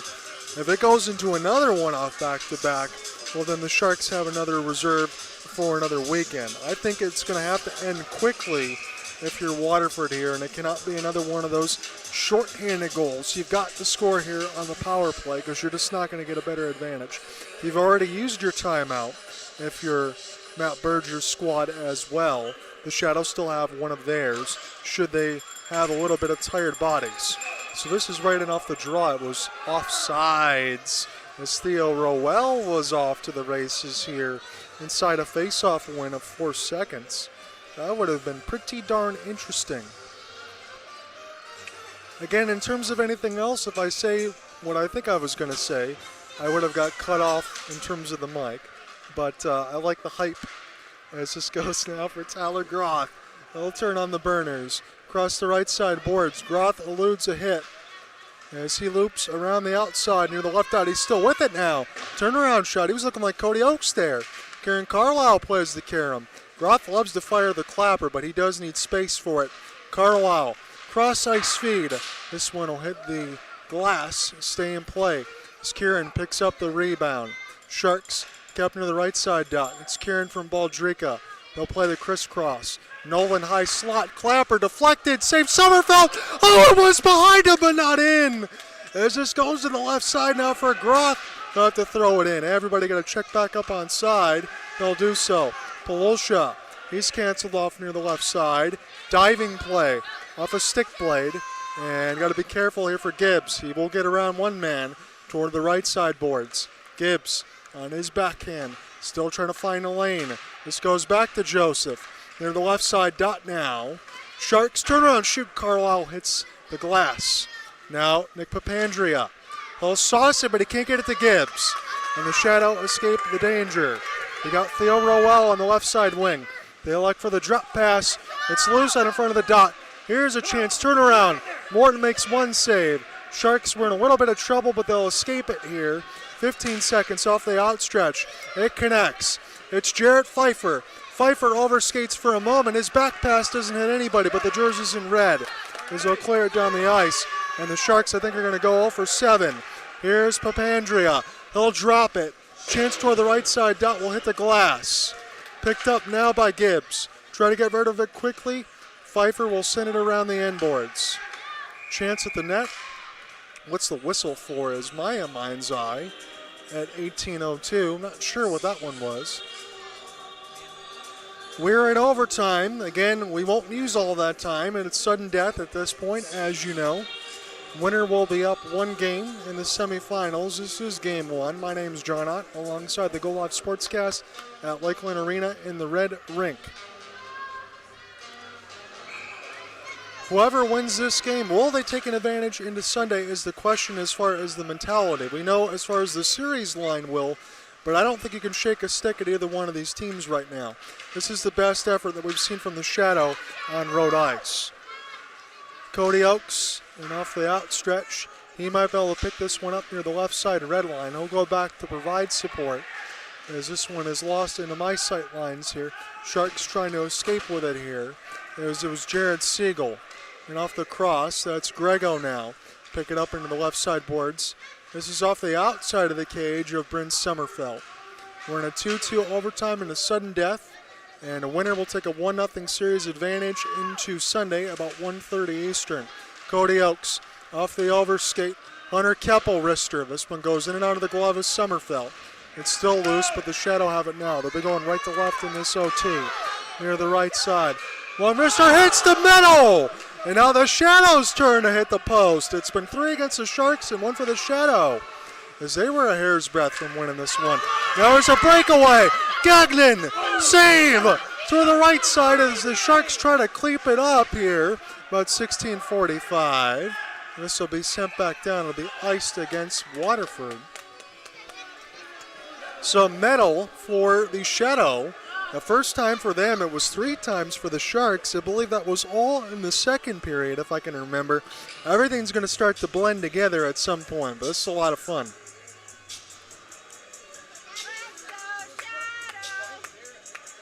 And you know, the company man that I have to be for the league, but again, I don't want my broadcasting duties to end this weekend. I can tell you that for sure. Or if not, we get to Game 3, I'll be in the building next Saturday. That game time is still TBD, depending on if we even need it. So Kanich, as this is in behind the net. Good forecheck here for Michigan. And they'll pick this one off the back skate. It's Jamie Mayam. He'll look for the cross pass and the captaincy for Ryerson. Find the entry now. Ruel's just going to buzz to the net, and this will be knocked away from Michael Redmond. Safely get this off. Everybody off sides for the Shadow. They were very slow to get back and do that. Probably just trying to conserve energy for this OT. As it starts to get longer, it makes you wonder if it's going to be a marathon, if it's not ended in the first 5 minutes. Jared Pfeiffer. He tried to find him between the goal crease. It's a little busy back there with Donaldson as he gets tied up near the left side blue line. This is deflected back and behind the crease of the Topeka Scarecrows call up Bryn Sommerfeld. I just had a feeling he would be back there for this. Long outstretch. And this will be canceled off and will belong to the Sharks and Tyler Groff.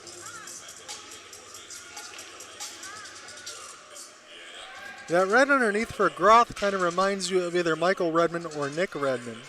And almost confused me there for a second to see Tyler back there. But now with Matt Berger being the head coach and running the duties for Waterford, you're going back with that defensive line that you had in 2025.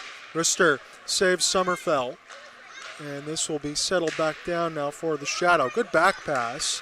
There will be a stick in the lane. Papandrea able to scan the right side red line and dump it in. Sommerfeld's got some work to do as Baldrika trying to provide some backline support. And now Goody's going to get it on his horse. He got Ryerson on the left side, and this will be coughed up. Sharks will take a long flip. This is going to work out. They got numbers here. Pfeiffer on the right side. Crossfeed. Scores! Sharks win! It's 1-0 series advantage in overtime! 15-11. That's how you get it done. We will see it for game 2 with a Sharks advantage in 1-0 in the series on Sunday at 1:30 matinee start. It took a while, but at 15-11, it was certainly worth it. That feels like the Jason Benetti call the other day against the Royals. Good job, boys. You get the job done, but you know it's not done yet because the Shadow were in the same position last week, and they won 2 games at Big Boy. But this was one hell of a contest. It's the best one we got between these two yet, and we got at least one more coming tomorrow. We'll talk then. 3-2 final. Sharks win it in OT. Peace.